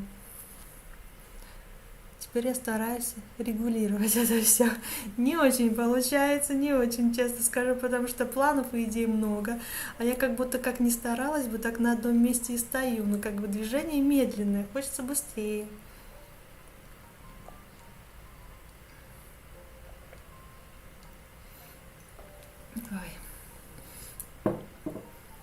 Я тут, кстати, в Питере тоже начала смотреть одну женщину, таролог, мне было интересно, и она с другого города жила. Я вот ее смотрела, и она приехала в Москву, и была одна встреча тарологов, где она там была. И я туда приехала только из-за нее. Только из-за нее. И мы просто вот с ней там общались. Так интересно было. Там на встрече тарологов можно было задать один вопрос. Там 4 таролога было. Любому тарологу. Я задала одному тарологу вопрос, пока моя была занята, потом села к ней, и все. Мне больше ни один таролог не нужен был. Как бы я и как бы сама же раскладываю, сама же знаю ответы. Мы просто с ней поболтали, как бы понимая о чем, да, вот обо всем этом, как бы даже без карт. Мы посмотрели друг у друга ауру. Я сказала, какого цвета у нее. Она сказала, какого цвета у меня. То есть как бы встретились такие две, поболтали. Без карт это все можно посмотреть. Я даже знаю ответы, я могу иногда, люди приходят, могу сказать и без карт, что у вас надо делать. Ну, карты могу разложить, они просто подтвердят или более глубоко скажут. Разные колоды, почему у тарологов еще, потому что можно посмотреть с разных сторон. Одни карты больше говорят про отношения, другие про финансы, про работу. Другие про какие-то внутренние такие страсти, мордасти, там, некоторые мужские, некоторые больше эротические такие. В Питере Распутина похоронили, мистический человек. Питер, он сам такой классный город, красивый город. Много там красивых мест, хороший город. Там энергетика наполняет, что хорошо. Я там работала по 12 часов, даже больше, чем в Москве официально, да. Но там так город наполняет, что я там много чего успевала, хотя тоже уставала. В Москве пытаюсь. Сейчас в Москве, поэтому пытаюсь. То все-таки зарплата побольше, поэтому кажется, что тут можно заработать. Ну, возможно. Тут расходы такие большие, конечно, тоже. Вот. Так, сейчас посмотрю донатики. Может кто-то... У меня не работает эта штука, которая говорит о донатах. Раньше мне больше никто не... Все нормально. Главное не закончить эфир, чтобы человеку ответить. А то мало ли. Ой. Вообще у нас много талантливых людей. Молодежь такая красивая. Так что мы, в общем, ходили в Макдональдс. Я смотрю за соседним столом. Девчонки. Тын-тын-тын. Она одна спрашивает, естественно, про любовь. Что там, как с ним, получится, не получится, что мне надо делать? И они, раскладывают там одна другой, там интересно сидят. Раньше не было таро вообще. Раньше были просто игральные карты. Все. Раньше вообще такого я не видела. Может, где-то они и были, но в свободном доступе. Я как-то не интересовалась. А когда стали трудности быть в жизни, и все труднее и труднее, и как-то и времени-то меньше на все это, они помогают, дают подсказки, могут направить. Если у вас несколько вариантов по работе, особенно финансы, работу, по работе я смотрю, какой коллектив. У нас тоже как-то было собеседование, приходили там один, второй. Я просто вытаскивала карту и смотрела, возьмут его или нет. Придет человек, было такое, что его хотели взять, но человек отказался, потому что ему там предложили зарплату больше. И выходило так, как, это как будто учишься и как будто для себя проверяешь, правда или нет. Карты как бы тебе скажут, ты поймешь или нет. И получалось так, что как вот карты говорили, так и было. Вот. Ну вот как деньги заработать, конечно, точно они не говорят. Мне по зарплате тоже не говорят, по общей, только по лично моей говорят. Но по работе, по людям, по их отношению к вам, как с ними общаться, вот по любви, там, по отношению, это говорят. По срокам тоже нет, точно не говорят, потому что у всех свои сроки. И зависит от того, готовы ли вы к этому. Если другой человек замешан в отношениях, то и его готовность тоже должна быть. Тут много всяких тонкостей, очень много вариантов. Вот. Так что так. Я-то вообще еще лет 5 назад должна была встретить его, того самого, да? Сколько можно ждать? Вот так вот, что-то я не то делаю. Да, и когда вы меняете фамилию или имя, вы тоже меняете свою судьбу. Так что будьте готовы, я тоже про это могу много рассказать. Про переезды могу много рассказать. Могу рассказать свои впечатления про Тольятти, про Самару, про Ульяновск, Димитровград, Питер, Москва. Так что если вам надо куда-то что-то переехать, тоже можно посмотреть. Ну и вот подсказки можно посмотреть. Тут на картах как бы все написано, вы просто на свою ситуацию перекладываете, что-то вас волнует. Вот, например, я когда даю подсказки на всех колодах, значит, вы можете на одну колоду один вопрос задать, подумать о чем-то. Когда я дальше мешаю, можете другой вопрос, а можете просто, эти будут подсказки, может быть, просто на сейчас, то, что вам нужно сейчас знать, чтобы двигаться дальше. Вот, так что тут кому как. Подсказка сейчас. Сейчас дам подсказку.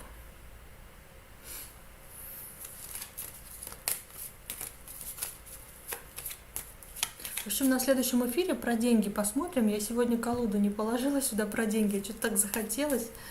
На следующем тогда раскладе я положу. Ну, на следующей неделе она у меня вон там. Не положила. Так, для Руслана подсказка. Подсказка. Оставьте новые дела на потом. Такая вам подсказка. Сначала доделайте старые дела. Что-то вы там не доделали. Новые дела ставьте на потом. По крайней мере, неделю с новыми делами, там, идеями переждите. Может быть, нужно больше подготовиться. Может быть, больше информации нужно. Может, не время, не будет возможности. Антонина, добрый вечер. Можно подсказки? Можно. Антонина, можно. Понял, спасибо. Пожалуйста. Кто не подписан, подписывайтесь. У нас эфиры по субботам. Обычно 21:30 по Москве. Но иногда я, бывает, опаздываю. Может быть, и попозже. Иногда я отменяю, потому что я приезжаю в 11. Но иногда провожу, смотря что происходит. Но так вообще в основном по субботам у нас. Приходите все. Нажимайте на колокольчик, кстати, чтобы не пропустить. Тогда, когда он начнется, вы сразу узнаете. Я подписался. Спасибо вам большое. Спасибо. Подсказки у нас каждую субботу бесплатные. Так что вы можете подсказки. О, смотрите, она сама перевернулась. Это вот для Руслана, кстати, подсказка выскочила, потому что мы сейчас... Ловите сердечки, спасибо. Руслан, это вот для вас выскочила подсказка, мы с вами разговаривали. Внутренний голос подскажет, как как добиться желаемого. Ну, так, давайте Антонине все-таки начнем смотреть. Так, для Антонины подсказка. Откажитесь от всего ненужного. Что там вам ненужное? Может, уже, не знаю, футболки малы, не знаю. Может, дома что-то лишнее лежит, надо выкинуть, что-то поломалось или что-то еще. Так, Антонина. Ой, сердечки летят от Руслана, да? Спасибо большое. Антонина, давайте. Возьмите себя в руки, почувствуйте себя уверенно и смело шагайте вперед. Уверенно шагайте вперед.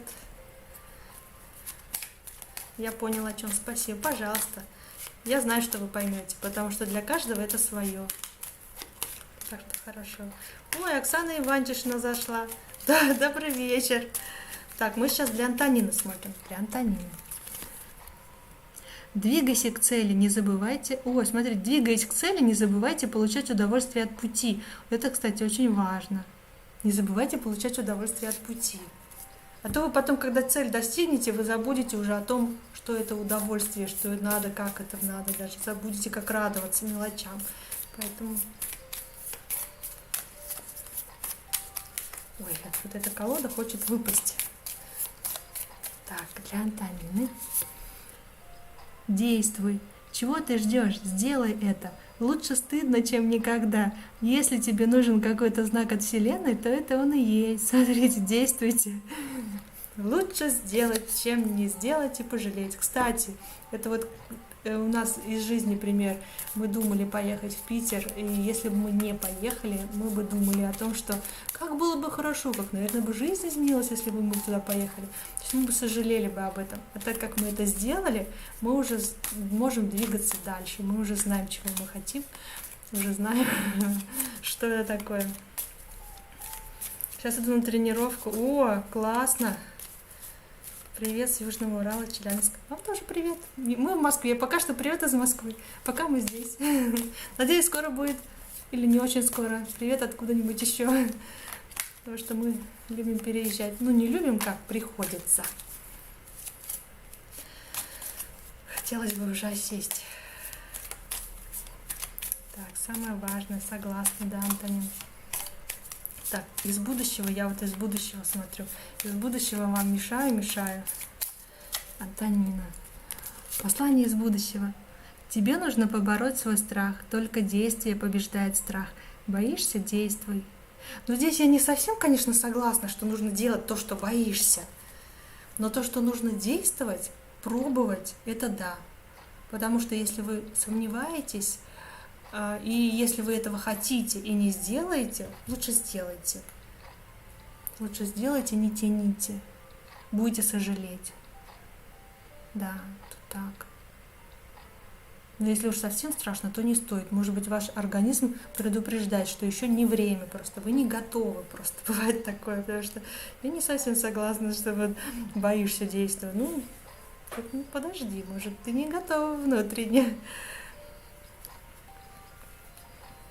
Так, Руслан, классные вам тренировки. Уважаю людей, которые тренируются. Сама всю жизнь занимаюсь спортом и люблю это дело. Вот. В Челябинске мы не были. Так что не знаю про Челябинск.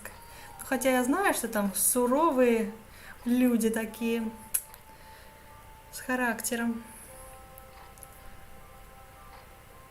Так, давайте дальше подсказки посмотрим. Оксана Иванчишина.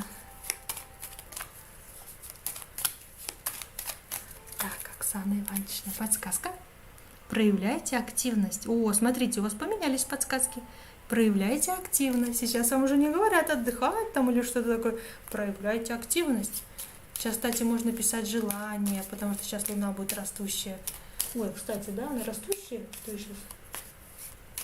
Какое сегодня число? 6 она будет, 6 новолуние. 6 новолуние будет.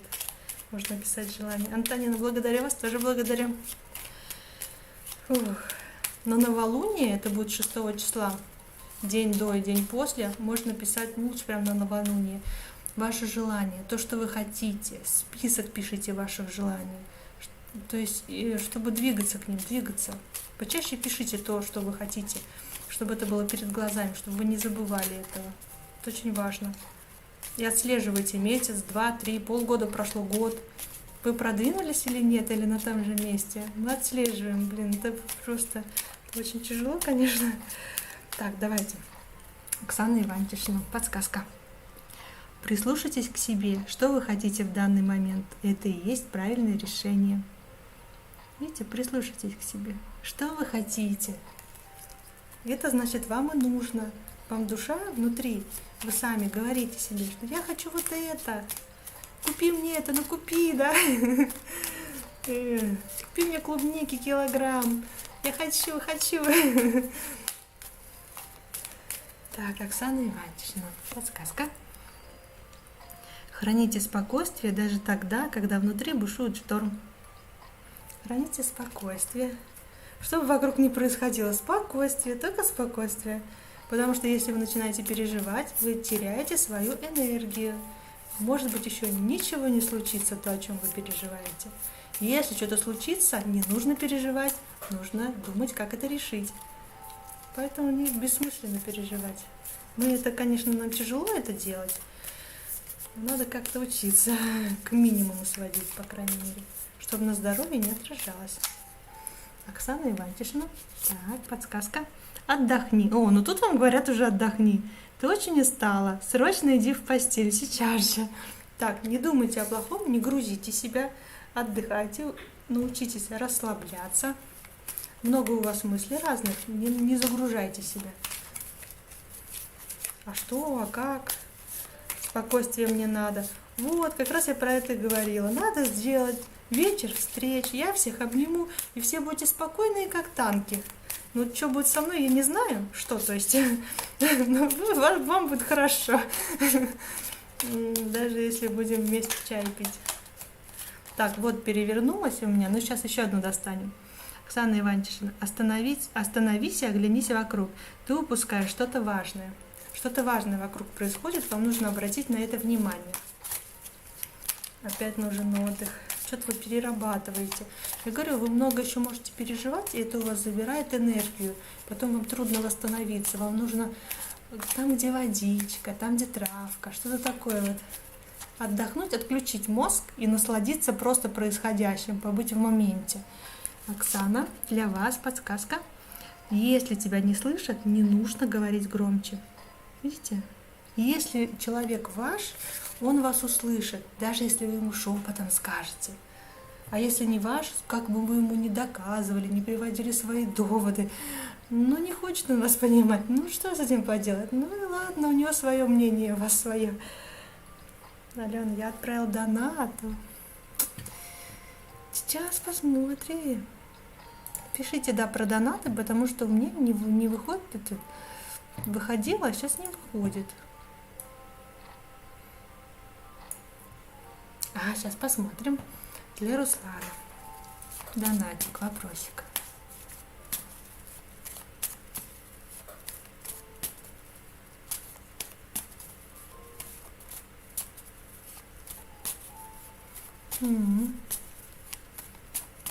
Что она думает о вас?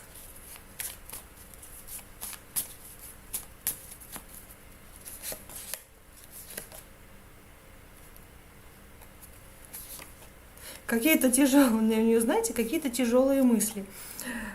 Благодарю за ваш труд, Оксана Иванчина. Для меня было очень важно услышать. Оксана Иванчина, я вообще всегда рада, кто приходит на эфир, так что приходите. Надо, чтобы у вас все наладилось, потому что у вас тяжко там что-то. Ну, частенько так бывает. Так, Руслан, к вам возвращаемся.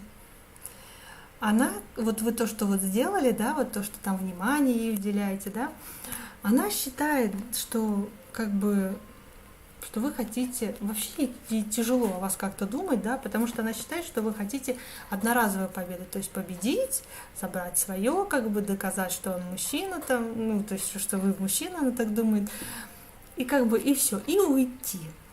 То есть пришел, увидел, победил, и дальше пошел. То есть серьезность ваших намерений она не видит, она думает, что это просто понравилось вам, ну, по страсти, как бы вот то, что вот, оно серьезности намерений она не видит. Но этот шанс, смотрите, но она может вам дать этот шанс проявиться. В работе притом. В работе как-то помочь, подсказать. Это что значит?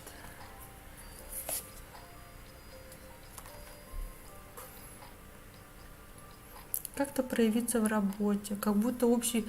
Нет, ну общего проекта тут нету, как будто поработать в команде. Если у вас будет возможность поработать в команде или побыть в том пространстве, где она, побудьте, поработайте.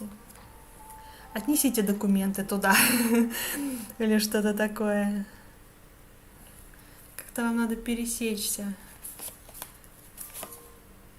Но она думает, что это не почему она вам не пишет, она думает, что это несерьезно. Она думает, что это просто легкий флирт, который ни к чему не обязывает, что вы только ля-ля-ля-ля-ля-ля, а делать ничего не будете. Как бы вот так она думает, что это несерьезные отношения, поэтому она сразу обрубает. Нет. Вот.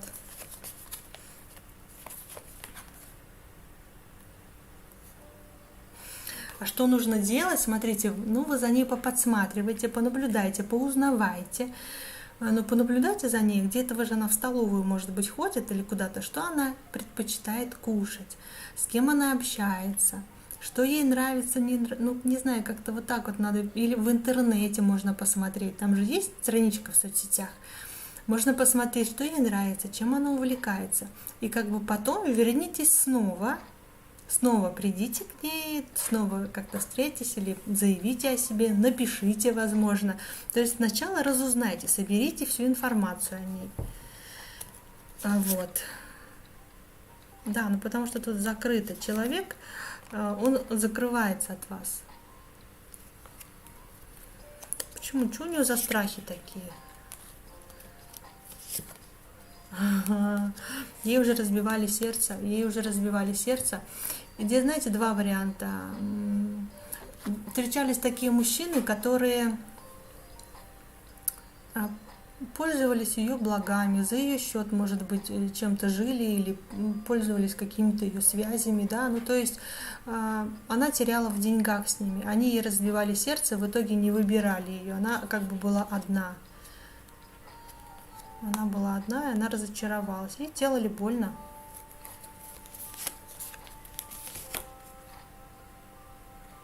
Но вы какое-то время не проявляйтесь, пока собираете информацию, а потом напишите. Потом надо что-то написать.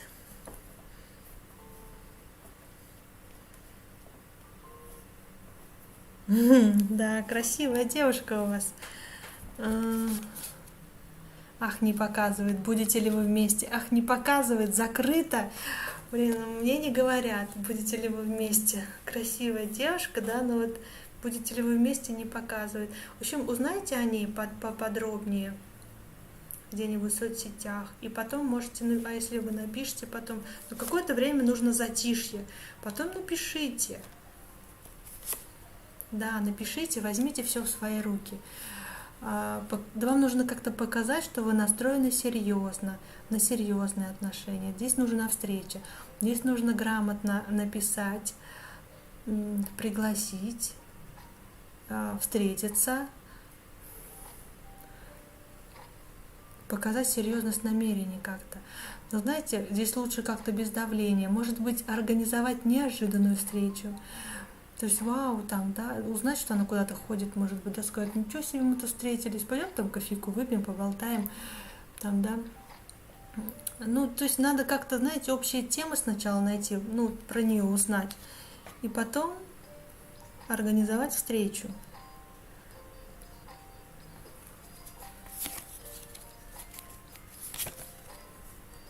И рассказать ей все как есть, честно, да. По справедливости рассказать. Резко и неожиданно, при том почему-то. И знаете, как будто на этой встрече, да, вот вы что-то будете говорить, что поставит ее перед выбором, ну, то есть действовать или нет. Скорее всего, надо будет действовать. Сейчас заинтересованный наблюдатель. То знаете, у вас какие отношения между вами возможны романтического характера, близко дружеские, влюбленные и любовники. Хороший интим.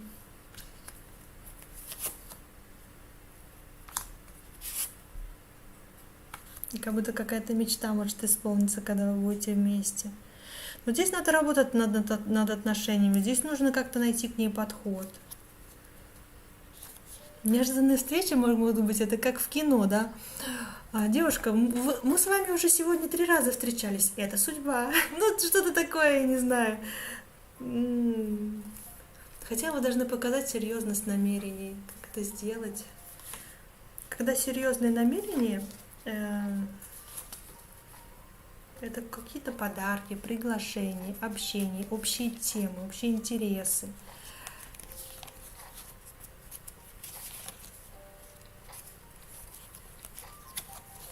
Куда-то приглашать, что-то дарить.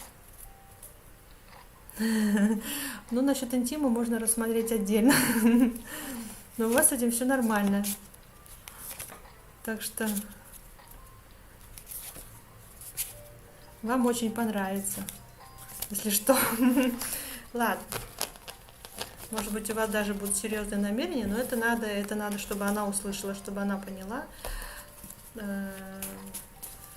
Вообще она свободна, хоть надо же Тут много разных, тут можно много чего смотреть. Свободна ли она? Ой, да она в какой-то панике. Она вообще боится, у нее как-то интуиция сейчас глючит вообще по-страшному. У нее какие-то страхи насчет отношений. Ее, возможно, обманывали. Как-то вот, да, она вообще насчет отношений, ну, возможно, она одна, конечно, она в таком трансе, что у нее ничего не получилось. Да, у нее тут, посмотрите, какие-то расстройства, разочарования. У нее такое. С ней можно зайти, знаете, как по-дружески. По-дружески общаться, доверительно. Вот как друзья общаются, вот.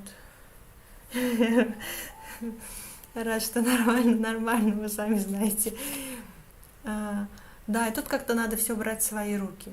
Вам нужно прорабатывать план, нужно к ней подход, нужно мягко, аккуратно. Может быть, как-то, знаете, создавать ситуацию. Вот так вот надо.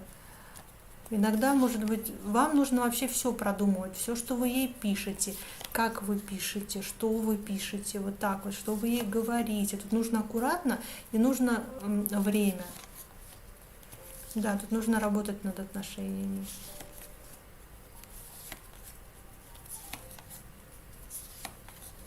Угу. А она на вас потом может залипнуть, кстати. А у вас потом может появиться кто-то еще, а может это другой понравится, кстати, потом. Посмотрите. У нее куча мужиков. Может быть, у нее и было у нее. Как будто раньше было, а сейчас она одна. Как будто у нее закончились вот эти все гулянки, встречи, общение, не знаю, вот это вот все у нее как будто было, но закончилось. Угу. Вот у нее все это закончилось, и она после какого-то мужика, вот после какого-то мужчины, не смогла восстановиться, она закрылась пока что на время. Да, ей вообще тяжело, видите, ей тяжело доверять, ей что-то, в общем, такое сделали.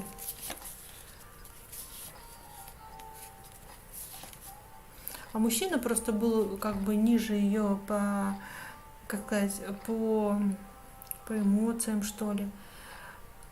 Незрелый был мужчина такой, мог ни с того ни с сего приревновать, поругаться, что-нибудь обидное сказать. Такой вот мог быть.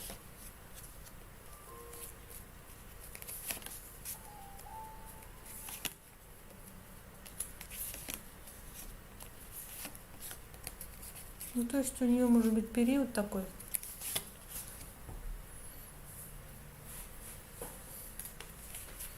Прагматик. Ну, тут просто нужен подход к человеку. Общайтесь как друзья, но чтобы вы в этой зоне не остались. Как-то надо, чтобы она доверяла вам. Аккуратненько.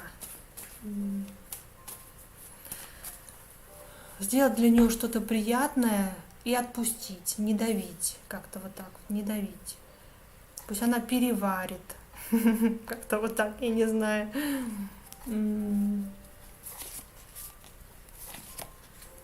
Да, потихоньку, потихоньку. Проявляйтесь, пропадайте. Потом опять проявляйтесь. Не знаю, что-то как-то так. Да просто пообщайтесь и поймете, ваше или не ваше. Просто поинтересуйтесь, чем она увлекается. Может, какие-то общие друзья, знакомые, соцсети, что угодно. Что вам принести на чай, что вы любите к чаю, там что-нибудь через там ее друзей, девчонок, знакомых на работе спросить. Не знаю, можно же придумать в интернете. Случайная встреча, куда она ходит, что она любит. Но только не надо ее сталкерить. Ну вот, подумайте, поговорите. Что-нибудь такое обсудите, не знаю. Откройтесь ей, что-то такое доверительное расскажите. Когда вы открываетесь человеку, что-то рассказываете, какие-то истории своей жизни, вы как бы подталкиваете человека рассказать тоже о чем-то своем. Потому что вы поделились, вы доверяете, человек понимает, что вы доверяете, и он тоже может что-то рассказать. Как-то надо расположить. Хочу отправить телефон. Видео будет в записи, если что, сможете пересматривать. Я оставляю, но если там ничего такого личного, я оставляю обычно. Там было пару таких видео, прямые эфиры, когда там, конечно, тяжело было, я их только через... В общем, не всем нельзя смотреть личное. А тут ничего такого вроде не говорим, поэтому будет в доступе. Да, вам нужно действовать в зависимости от ситуации, видите? Смотри, какая ситуация. Иногда ситуация повернется так, и действуйте быстро, пишите, действуйте. Шанс будет, видите? И, да. Встреча возможна, и свидание даже возможно. Это все возможно, аккуратненько только. Можете рассказать что-то свое из жизни. Ситуацию друга, там, не знаю, у себя там что происходит, на работе что происходит. Не знаю, но что-то такое не грузите, только не грузите своими рабочими словами или там что-то такое, там, не знаю. Может быть, у вас общие какие-то есть разговоры, корпоративы, что-то такое. Ну, не знаю, в общем, найдите что-то. Давайте подсказку. В диктофоне сказал Виктория. Знаете, если хотите завоевать женщину, тут главное настойчивость. Но настойчивость не в том смысле, что вы ее обязываете к чему-то. Настойчивость должна такая быть, что вы просто показываете свои чувства к ней, и вы ничего от нее не ждете. Она просто, человек вам нравится, и вы хотите сделать приятное этому человеку. Потому что когда любишь человека, ты просто хочешь, чтобы человек был счастлив. Тут, конечно, влюбленность пока только нравится, да, хочется быть вместе, но тоже нужно тут показать, что она вам нравится, что вы хотите, чтобы все у нее было хорошо. Тут как-то вот и флирт, и забота, и внимание, и флирт, и намек, и все тут должно быть. Да, главное, понятно, главное, не цель. Так, сейчас я вам дам подсказка на ваш вопрос. Устройте себе отдых. Устройте себе отдых, может быть, вам как раз в голову придет идея хорошая. Устройте себе отдых. Руслан, это вам такая подсказка вышла на ваш вопрос. Давайте сейчас посмотрим чат. К цели. А пока вы будете в пути к цели, вы уже влюбитесь по уши, да? Или она. Ловите сердечки, спасибо большое. Олеся П, здравствуйте. Можно прислать донат? Можно. По ссылке, в закрепленном комментарии, по ссылке можете прислать донат. Да, и напишите там ваш вопрос. Можно. Только у меня не высветится та картинка-то с донатами. Почему-то сегодня она высвечивалась вот здесь вот 2 раза, тут вот, и все, и перестала работать. Я не знаю, что происходит, что там у них такое ломается. То раньше все время приходило, а теперь заглючило.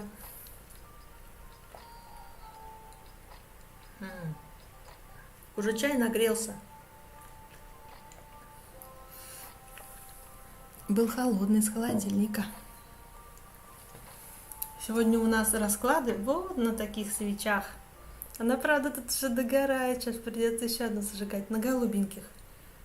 Но на следующей неделе придут те, которые таблеточками, такие круглые. Будем, наверное, их зажигать. Жарко, жарко. Жарко.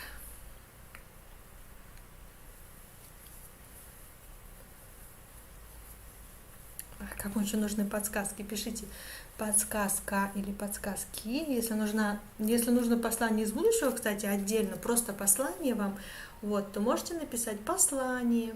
Я вам вытащу какое-нибудь послание. На Новый год у нас были послания, предсказания у нас были на Новый год, перед Новым годом, еще после Нового года целый месяц они были. Я их делала сама, их было 104 предсказания на год. Вот, так что было интересно, конечно. Вы говорили номер, и я вам говорила просто бесплатно вот это все на эфирах. Так что сделаю это еще, не знаю когда. Ой. Здравствуйте, можно подсказку? Можно. Здравствуйте, Ольга, можно? Приходите на эфиры по субботам, подписывайтесь, нажимайте на колокольчик. Подсказки у нас бесплатные, только вопросики за донаты. Так, для Ольги. Используйте свое обаяние.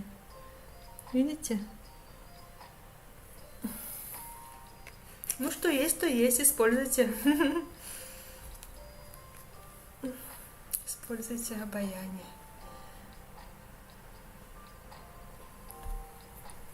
Сейчас посмотрю донатик, может пришел. Нет, пока что не отправили. Благодарю, Ольга, вас тоже благодарю. Ох.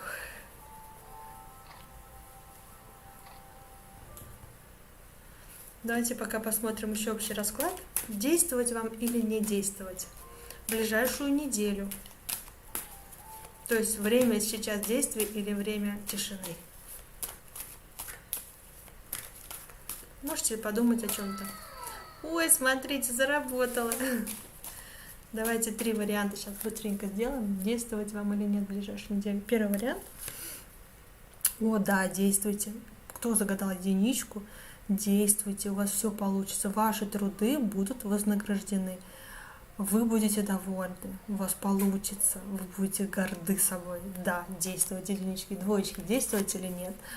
Ой, эту неделю лучше не действуйте. Если вас куда-то будут звать, что-то просить делать, знаете, лучше переждите. Не стоит наступать на те же грабли. Не стоит, не нужно действовать. Троечки, действовать или не действовать? Да, действуйте. И при этом, знаете, действуйте сразу, как вы об этом подумаете, потому что потом вы можете перегореть. Ну, время прошло, утеряно, момент упущен, вот так вот может быть. А так действуйте, да. Действуйте. Так, у меня вторая свечка сгорела. Сейчас еще одну поставлю, третья будет уже. Эти быстрее горят, чем таблеточки, эти свечки круглые. Сейчас зажгу. Зажигалка зажигаю, их удобнее зажигалка зажигать. То я уже 3 этих тын-тын-тын-тын. Вот она еще слабенько. Вот уже больше.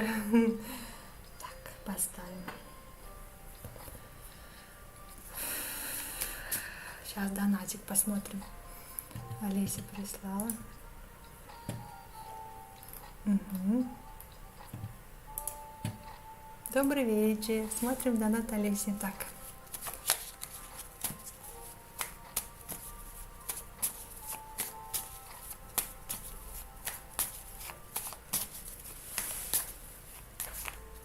Вот я сразу скажу на ваш этот ответ на ваш вопрос. Если любит, то он будет действовать. Но может, знаете, начать действовать после затишья. То есть он возьмет тайм-аут подумать. Ну, сейчас посмотрим.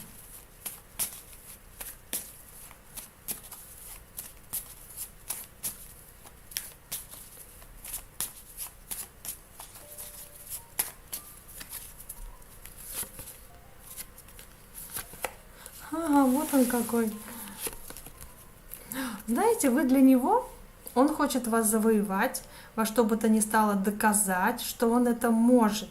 Он как будто хочет внутренне побороть вот это все. То есть он достойный мужчина. Как так вы ему там отказали? Как так? Он хочет добиться, потому что он хочет доказать самому себе в первую очередь.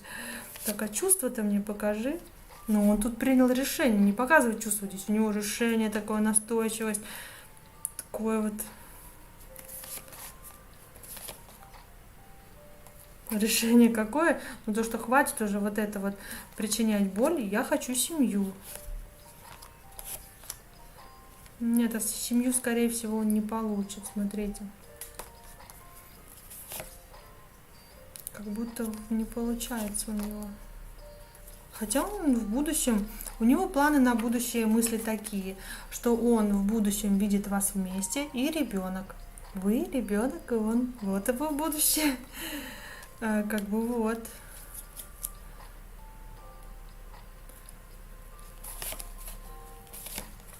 Планы и планы какие-то. Его чувства, опять мечи, у него какие-то мысли и планы насчет вас.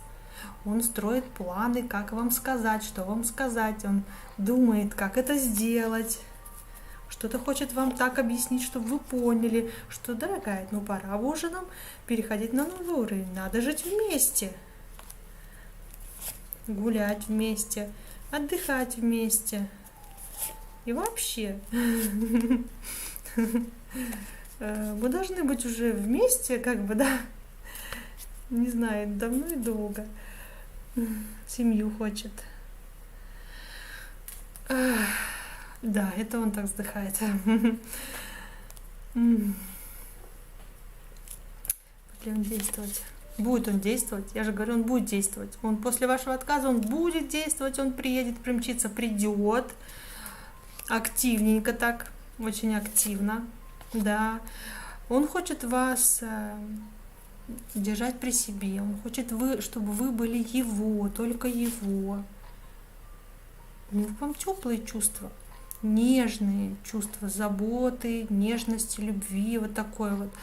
И как будто он к вам относится, знаете, больше как к ребенку, которому нужно заботиться. Здесь как бы такое вот есть. Как будто он мудрее вас.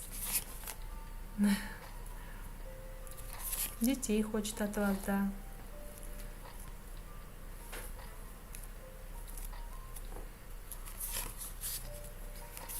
Он хочет с вами как будто начать новую жизнь.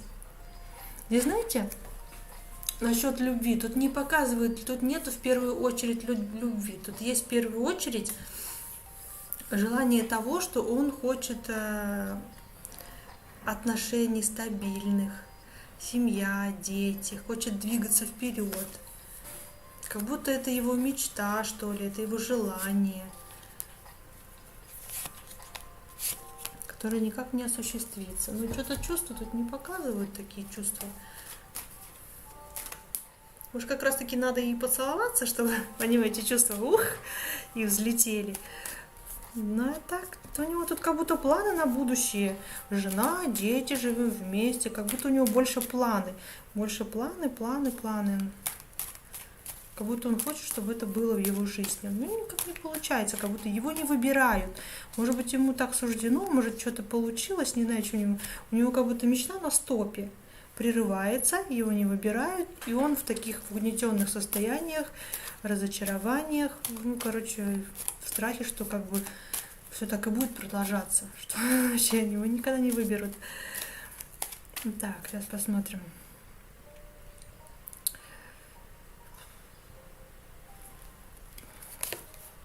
Какое будущее вас ждет? Ну, смотрите, жить вместе, тут какая-то стабильность.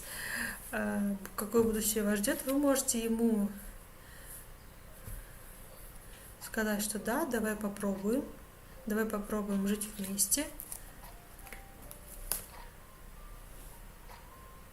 Да, и, кстати, вам будет нравиться какое-то время вместе, вы будете понимать друг друга, находить подход, он будет вам уступать, вы ему будете уступать. Здесь как-то наладятся отношения, вы сможете найти подход.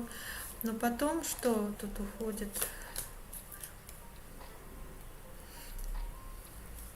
Как будто не будет легкости, а как будто пойдет быстрое движение вперед в развитии. Как будто он больше хочет семьи, чем вы. Он, может быть, будет торопить. Будет ли он торопить вас? Он как будто поставит вас перед выбором, что, то есть, или как будто он примет какое-то решение чего-то. Не показывают. Вот не показывают. То ли, знаете, как будто события начнут быстро развиваться, то ли он захочет все поменять. То есть хватит уже так, давай вот так.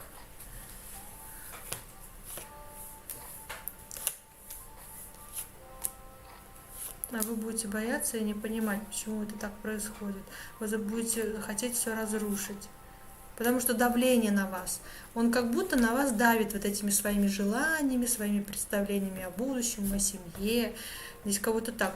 Знаете, он как будто выбирает не так, что люблю, жить не могу, да, не по любви, а он как будто, ну, как будто вот семья должна быть такая, что семью нужно строить вот с такой девушкой, например, да, что вы как бы подходите под эти критерии, что он хотел бы жить с вами семью, ребенка, вот так вот у него какие-то такие планы. По уму, не по сердцу. Нет такого, что чувство, что люблю, жить не могу. Да, вот, ну, пока нет. У него как будто вот, как бы вот на будущее, да, вот он хотел бы вот, чтобы вы понимали друг друга, чтобы в итоге влюбились безумно друг в друга. Это бы он хотел, да.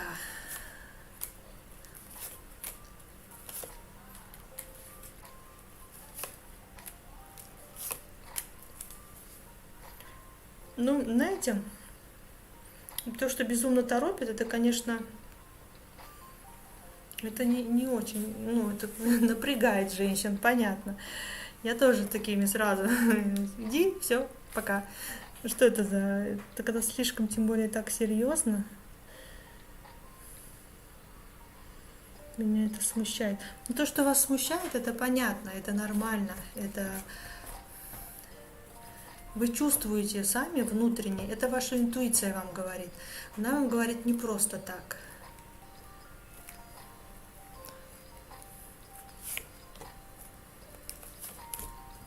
Мгм. Он будет, что он будет? Он будет говорить вам, он так и будет настаивать на законном браке. Он этого очень хочет.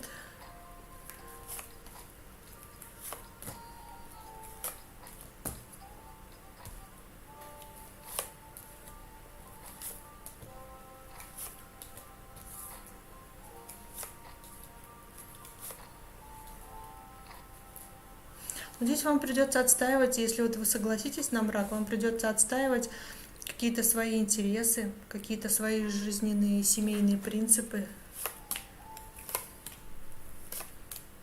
Он будет больше работать, хотеть детей, может даже двоих.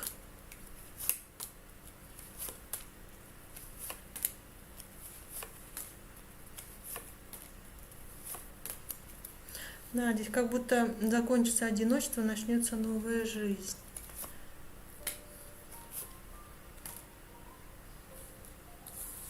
М.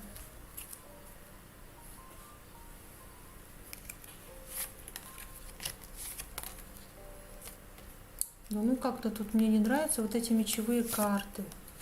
Для чего он вам дан? У вас как будто другие мечты, знаете, в жизни. Если вы будете с ним, вы будете реализовывать его мечты. То есть как бы вы в его пазлик вставляетесь, да, а ваш пазлик, а ваши мечты, они как будто вот то, что вы хотите, чувствуете, мечтаете, то, что вам приносит удовольствие, видите, вы как будто своих мечты не будете видеть, не сможете реализовать. Как будто он свое реализовывает, а вы как будто просто его мечты помогаете реализовать. Но не свои, вам надо свои прислушиваться к себе.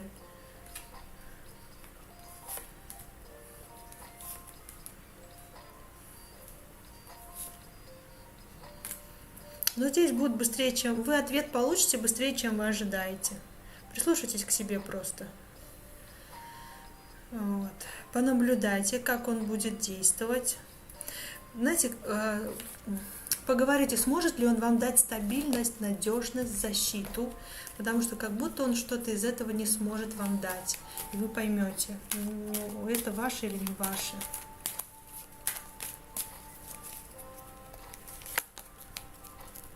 Он вам дан для выбора, да.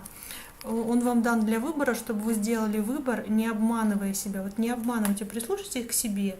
Не нужно себя обманывать. Вот как вы хотите. Если вы сомневаетесь, это уже нехорошо, вы понимаете. Вы понимаете, внутренне ваша интуиция говорит о том, что это на время. Это на время, что ты можешь чего-то лишиться ради этого, да, что тебе придется чем-то пожертвовать. Если вы к этому готовы, то вы можете начать эти отношения, да, но придется чем-то пожертвовать. Как будто вы будете с ним, знаете, как будто вы будете в этих отношениях сама по себе, что ли. Вам будет его не хватать. Да, вам будет не хватать его нежности, заботы, ласки. Тут как будто сами одна много времени будете проводить, а вот эта холодность ему вас не очень будет устраивать. Он будет думать, что это нормально. Он будет думать, что как бы нормально все, так и есть, так и должно быть. Почему так? Типа, все нормально.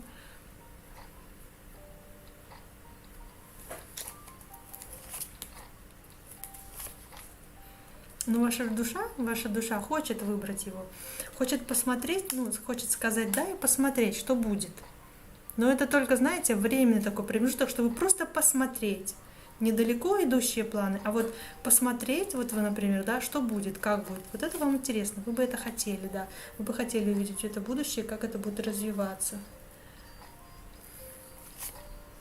Ах, не показывает. Сделаете ли вы это? Дадите ли вы ему шанс? Не показывает. Вы можете не выбрать. Чтобы дома сидела, блин, вот. Ревнивый ли он? Он ревнивый. У него мечи прям выпадают сплошные. Он в чувствах холодноват, вам будет не хватать. Ревнивый он ревнивый. Может быть, поэтому вы не сможете реализовать какие-то свои мечты, вам будет тяжело. Это надо будет разговаривать, чтобы у вас была возможность на то, что делать то, что вы хотите, реализовывать свои мечты. То есть это не только он и дом, не только жить его жизнью, что у вас тоже свои какие-то планы, вы тоже хотите реализоваться в чем-то там, что-то вам нравится. То есть вы просто скажите тоже, хоть это и будет тяжело ему сказать, да, да, он будет так вот слушать, типа, что ты там говоришь, он не будет вас понимать. Он не будет вас понимать, видите, ему нужно говорить, вам будет тяжело это понять. Ему будет тяжело это понять, как бы, что тебе надо, как бы, вот, как бы, все же, он не будет вас немножко понимать. Он будет думать, что просто, когда вы будете заниматься детьми, то вам будет вообще ни до чего. То есть романтика романтикой, а потом все меняется, когда приходят дети, и тут уже другая жизнь. Тут уже не получится делать то, что хочется.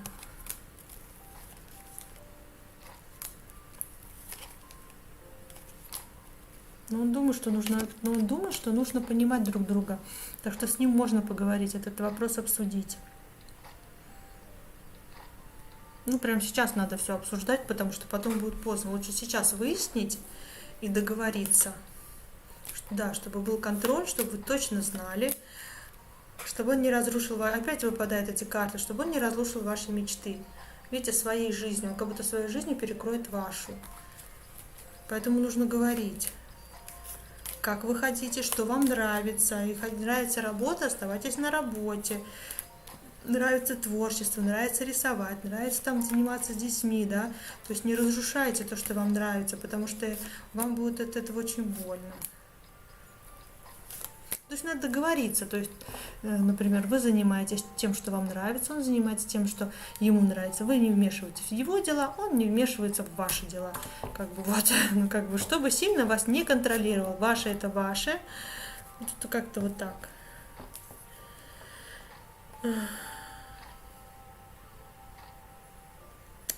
Понятно, ну да. Он очень, как сказать, твердолобый, так, грубо говоря, да. У него в голове свое представление, и он будет это проталкивать. Он видит вас как свою будущую жену, он рассматривает. Вы по всем критериям подходите для него вот на эту, как бы, должность, как сказать, на это место жены. Это он вас так рассматривает, но здесь нету, здесь как-то расчет, просто расчет. Конечно, не очень так, не продержится без любви. Мне кажется, вообще ничего не может быть в жизни. Да, смотрите, доверьте своей интуиции, защищайте свои границы личные, чтобы не наступить на те же самые грабли, чтобы не получить жизненный опыт такой. Вообще вы можете дать ему шанс, да, на отношения, но он вам сразу заделает ребенка. Вот. Подождите, увидите. Да, принимайте решение, понаблюдайте, поговорите, все надо обсудить, отстаивайте свою позицию. Услышит он вас, не услышит. Представьте, если он вас сейчас не услышит, то что будет потом? Потому что во время ухаживания человек хочет понравиться другому человеку, да? А потом он уже не очень-то будет. Надо, чтобы он с вашими чувствами считался. Если он будет считаться сейчас и уважать ваши чувства, беречь ваше сердце, да, то он и потом будет вас уважать. А если он сейчас не уважает ваши чувства, не принимает их всерьез, да, то и потом вам будет тяжело, вам будет больно, а он не будет понимать, что происходит. Для него это нормально. Поэтому будьте аккуратнее.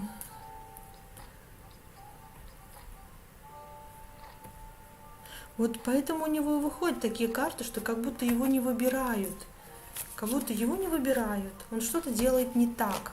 Он, естественно, он головой думает, как это можно, не знаю. А вдруг он выйдет, женится, то есть, да, и влюбится, например, да, и что он будет делать? Он что, хочет оставить свою семью? Нет, тут без любви, мне кажется, ну, не знаю, если с двух сторон согласны на такое, то есть доверительные отношения, могут друг другу рассказать, что давай-ка мы с тобой замутим семью, да, как бы любви толком нет, давай расчет, да, а там влюбимся, давай попробуем, да. Ну, то есть, как бы, если тут с двух сторон, да, тут можно еще попробовать что-то, ну, как бы это идет доверительно, каждый говорит, что он хочет, но если кто-то не хочет, то тут чисто поиграться, это нехорошо. Потом будет тяжело. Ох, да, ох, прям тяжело что-то. Мне уже тоже. Внутри будет тяжело очень. Неправильно, не с того он зашел, не с того он зашел. Сначала надо узнать друг друга, понять друг друга, подходите ли вы друг к другу, услышать желания друг друга.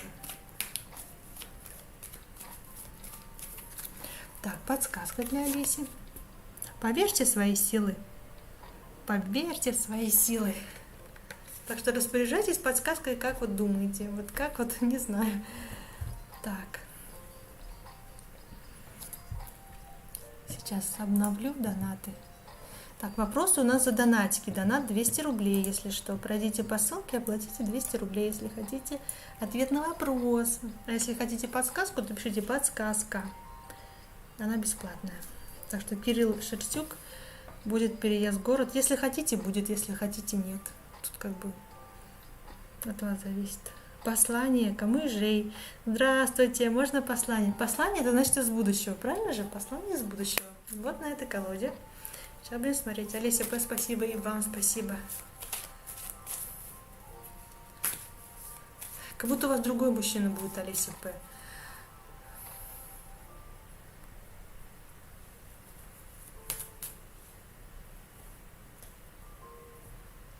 Показывает, ну ладно. Как будто не Георгий, а Григорий. Я не знаю почему. Мне уже три раза уже как будто не Георгий, а Григорий. Я не знаю. Ну, может быть и нет. Ничего не имею против. То есть, ну, как бы другой как будто у вас. У вас как будто другой выходит, не знаю. Потом на него посмотрим, если хотите. Когда, что там. Это как, знаете, жизнь предлагает, а вы уже дальше сами выбираете, какой дорогой вы пойдете. То есть, если вы готовы на это, то да, если нет, то... Я при том сразу прочитала, что у вас другой будет. Я не знаю почему. Так, послание. Камышей, послание. Ой, не сдавайся, доведи начатое до конца. Не сдавайтесь, осталось совсем чуть-чуть, у вас все получится. Доведите до конца уже это все и давайте вперед к новой мечте. Это, может быть, вас держит, не дает идти. Надо что-то сделать. Доведите начатое до конца. Спина болит. На этой неделе было много работы. Спина аж болит у меня. Спасибо большое. Вам тоже спасибо, что забежали на эфирчик. Вот, сегодня Безумно жарко, окно открыто. Что-то жарко стало, не знаю. Никак. Вот сейчас эфир закончу, мне уже не будет жарко. Я во время эфира не могу, прям горю. Я вас чувствую. И вот эти ваши эмоции, или вот у него там по эмоциям ощущаю. И, кстати, жара ужасная, да, это вообще... У нас еще воду отключили, целую неделю мы без воды. Еще одна неделя предстоит без воды. Я вообще в ужасе. Постоянно греем эту воду в кастрюлях. Ой, что-то я хотела сказать. Имейте в виду еще, когда, девчонки, выходите замуж, вы берете фамилию мужа. Будьте готовы к тому, что ваша судьба изменится. Если вы хотите поменять свою судьбу, то меняйте, но только будьте благоразумны, хочется сказать. Посмотрите, какой жизнью живет ваш будущий муж, что у него происходит с родителями, какие отношения с родителями. То есть, понимаете, вы переходите как будто больше в его род, что ли, его... Ну, в общем, он тоже влияет, его фамилия очень влияет, вы можете просто жизнь поменять. Там и зависит не только от нумерологии, но и от букв, которые в фамилии. Можете мне написать, кстати, свою фамилию, его фамилию, может быть, я пойму, потому что, у меня был такой опыт, у меня есть такой опыт.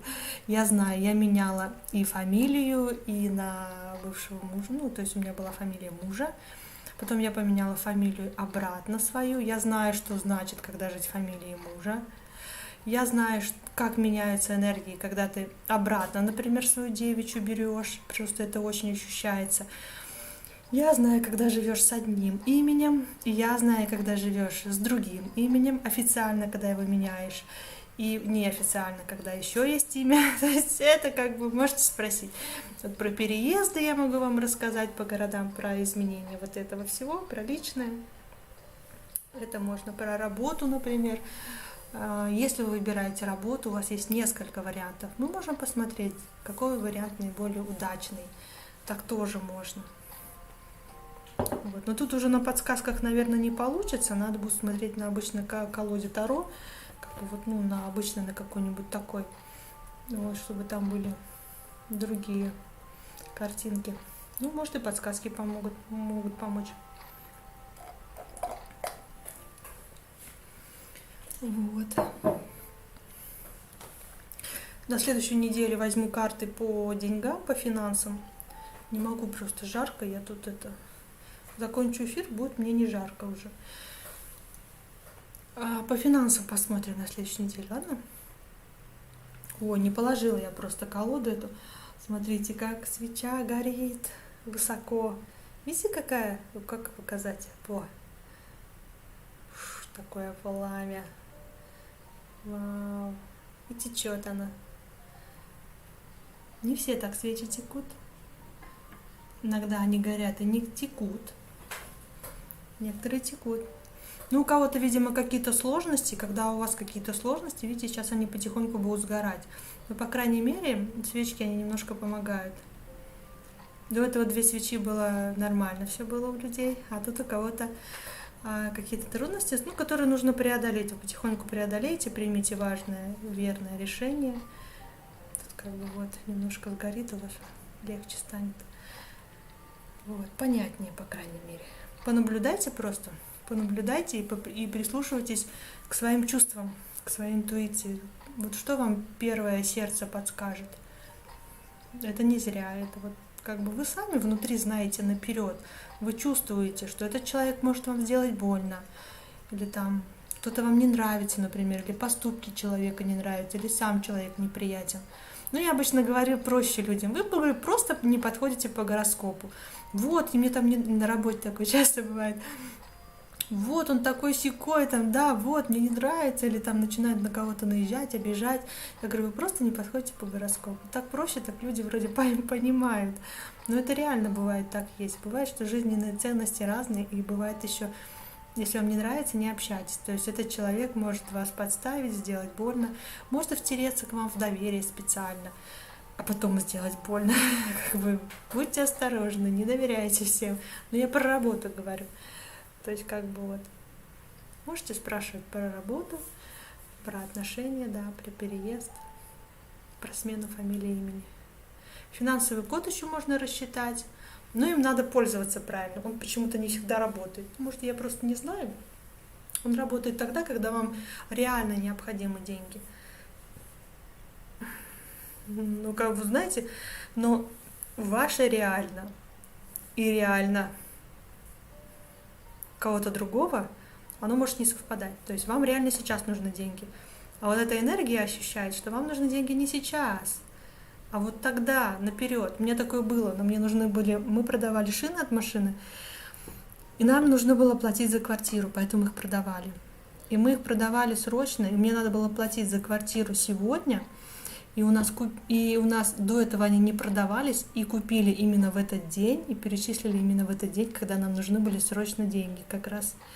Поэтому, знаете, ваши, например, «хочу сейчас» денег, может не совпадать с тем, когда реально они вам нужны. Когда реально они вам нужны, тогда они придут. Может быть и так. То есть как бы тут что ни делает, от вас может не зависеть. Наперед кому-то видней. Вот, так что так. Так что вот. Ну что, общие раскладики сделали. Если кто хочет, там в записи можете посмотреть. Есть у нас расклады на 10 посланий из будущего. 10 посланий, там можете выбрать одно или несколько там в записи. И что делать и что не делать, чтобы неделя была хорошая. Там 3 варианта. Но вообще там я еще доставала общие расклады, но я уже не писала про них в чате. Вот. Так что, если нужны подсказки, пишите подсказка или подсказки.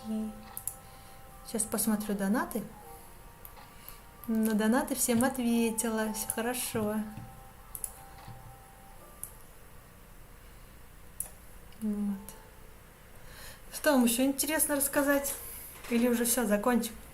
Пойдете спать? Я-то еще спать точно не пойду, у меня столько дел, ой-ой-ой.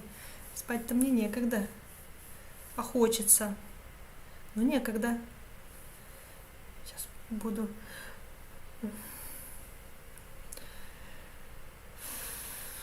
Жарко. А еще был общий расклад, мы смотрели, действовать или не действовать в ближайшую неделю. Там тоже было 3 варианта. И какие двери откроются. Но там была одна дверь, зато какая. Прям шик. Вот. Так что общие раскладики у нас всегда на эфирах есть, приходите. Если какие-то темы вас интересуют, можете спросить. Но я обычно как чувствую, так и делаю. Вот эти вот короткие видео. Но я в минуту не укладываюсь. Не знаю, как успеть в минуту все рассказать. Как вот это успеть? Я не знаю. Тем более несколько позиций. У меня бывает не получается и приходится вот. Или перезаписывать. Ну нет, не перезаписывать. Получается больше уже. Или обрезать. Ну что, давайте заканчивать. Я это делаю уже в 4-й раз сегодня. Желаю вам отличной недели, пусть у вас все получится. Я вас обнимаю крепко-крепко. Пусть у вас все будет хорошо. Когда я вас обнимаю, вам становится легче. Помните об этом. Кому ежей, доброй ночи. Звезда летит, ловлю. Вам тоже доброй ночи, пусть у вас все получится, все будет хорошо. Пусть рядом с вами будут те люди, которые вас очень-очень любят. Пусть ваши желания сбываются. Притом сбываются легко. Пусть легко сбывается и быстро. Быстро и легко. Ну все, всем пока. Увидимся с вами в следующую субботу. Пока.